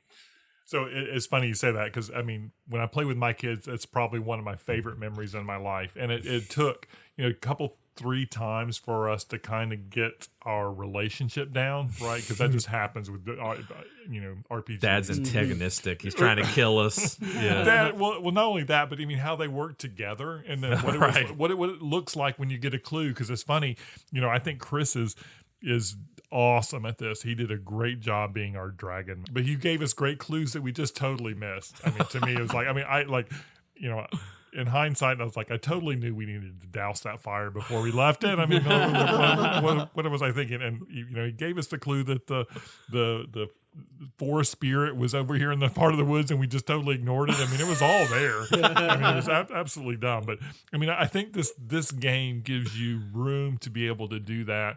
And, to your point about finding other places that are out there, and I think, Cameron, you've said this many times about the theater of the mind when you do RPGs, that it's easy to get caught up in the mechanics of the thing, that you can simplify these things and just make it fun for people and focus on that part of it where people that are doing those things.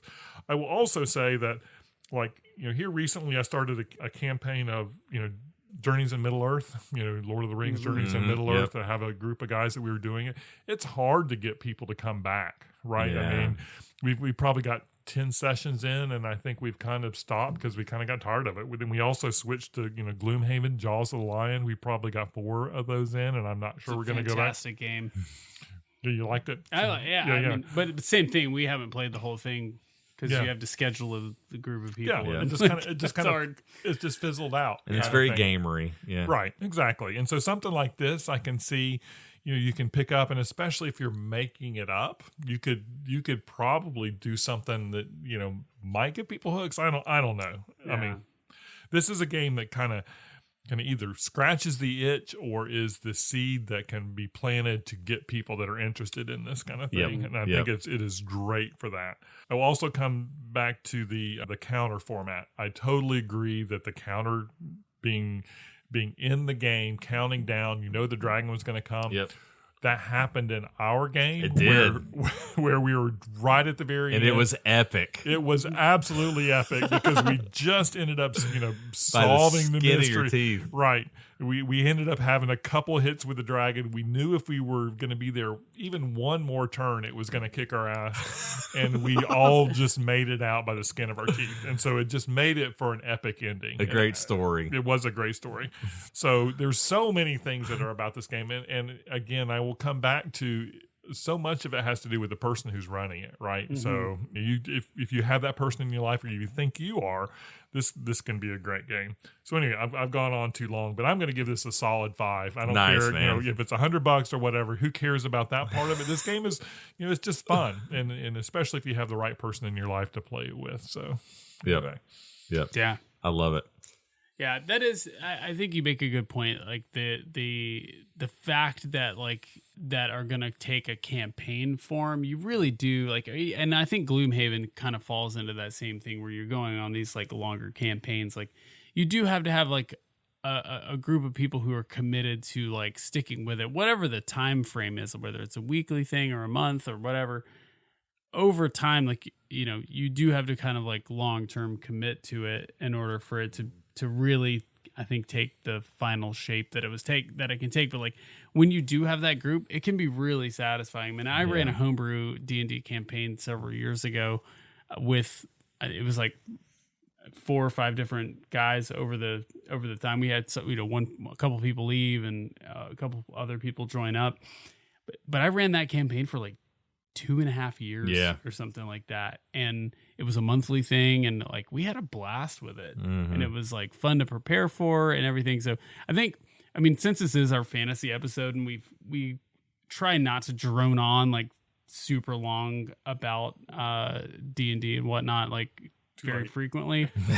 Like I will say like this is our like final, I think not final, but this is our big pitch of like, if you haven't tried these games and you're into the fantasy theme in general, or have been thinking about RPGs in particular, just go for it. Give it a shot. Don't be scared. Try to find a group or they'll start help you. A group or whatever. Really, the rules are not too hard. No. There are games like this out there. And the thing is, if they are hard, this is the thing. Like nerf it. Yeah. Nerf it. Yeah. Like if you're like, oh, this encumbrance rules or this is just too complicated, just don't use it. Yeah. Just don't use it. Just make it fun. That's the thing. So there's a lot of potential in this genre of games, and I think the fact that this obscure game from 1993 can have this type of an impact in 2024 is impressive, and totally. it says something about the genre of games. I think pretty powerfully. Totally. That a bunch of guys who are seasoned D&D players even could have this much fun with a game like this. Yeah. So, and I think it's a good segue into how do we find it. So, well, because I will say just one last thing. If you're like, this sounds awesome, I'll try it. You should. I would just mention real quickly, if you run it just as written, just try to think about how can I spice this up a little bit, right? Yeah. The scenarios in themselves are fine, but the reason why we had, and I'm not tooting my own horn, I swear, I'm trying not to, but just because we have 10 years plus of role-playing experience, I was able to turn Dragonstrike into something probably better than it is just as written. Absolutely. And so just don't run it word for word in the book. Read the module and then think, how can I make this even more fun? Mm-hmm. And then add those ideas in and you'll have a good time. Yeah. Having said that, there are no copies available on Noble Knight. This game's from 1993. Because we bought it. That's right, because we bought it. There are 4 copies on the BGG Marketplace, but they're all over $100. It's a collector's item. If you're not willing to take that plunge, we understand that. Buy Castle Ravenloft. Yeah. Like Cameron said, roll a D20, role play, have fun. Or buy the 5th edition Player's Handbook for $20. Yeah, and go for it if you're not intimidated. Good job. And those are our thoughts on Dragonstrike. Well, thank you for joining us on this fantasy-themed episode of Hidden Gems. If you like what we're doing here, please remember it's a huge help to us if you'd leave us a rating or review on your podcast platform of choice, and follow us on our various social media platforms. Those simple things can make a difference for the show's exposure so that more folks can enjoy exploring games with us. Check out the BGG Guild if you want to interact with us or share a game that you think is a hidden gem. And if you're so inclined, please consider supporting the show over at patreon.com/Hidden Gems Podcast, where you can listen to all those episodes of Backstage, including the one that we're about to record. And if you're so inclined, please consider supporting our show over at patreon.com/Hidden Gems Podcast, where you can listen to all those great episodes of Backstage, like the one we're about to record. Yes. And until next time, I'm your host, Cameron. It's Chris. And I'm Bill. Thanks for listening. This episode of Hidden Gems, number 61, was recorded in Raleigh, North Carolina on March 17, 2024. Chris will be in Japan during the next episode, but the show must go on. Join us again in 3 weeks as we review 3 potential gems from off of Jason's Shelf of Shame. Will Jason finally recommend some fun games? Tune in to find out. Hidden Gems is produced and edited by Chris Alley, Cameron Lockey, and Jason Yanchuleff. Our Board Game Geek Guild is monitored and managed by honorary Hidden Gems team member Ghidorah. Our Discord channel is monitored and managed by honorary Hidden Gems team member Snoozefest. Our show's logo was illustrated by designer and artist Caitlin Nieto. Check out her work on Instagram at It's Caitlin Nieto. We would love to hear from you. Feel free to join the discussion on our many social media accounts. You can find us on Facebook at Hidden Gems Board Game Podcast, Instagram at hiddengems.podcast, and X at Hidden Gems Board. Disagree with one of our reviews? Have something you want to say about one of the games we discussed today? You can also make your voice heard on our Board Game Geek Guild at BoardGameGeek.com, guild number 3874. Once again, thank you for joining us on Hidden Gems, and until next time, fellow gem seekers, enjoy your games and enjoy your search.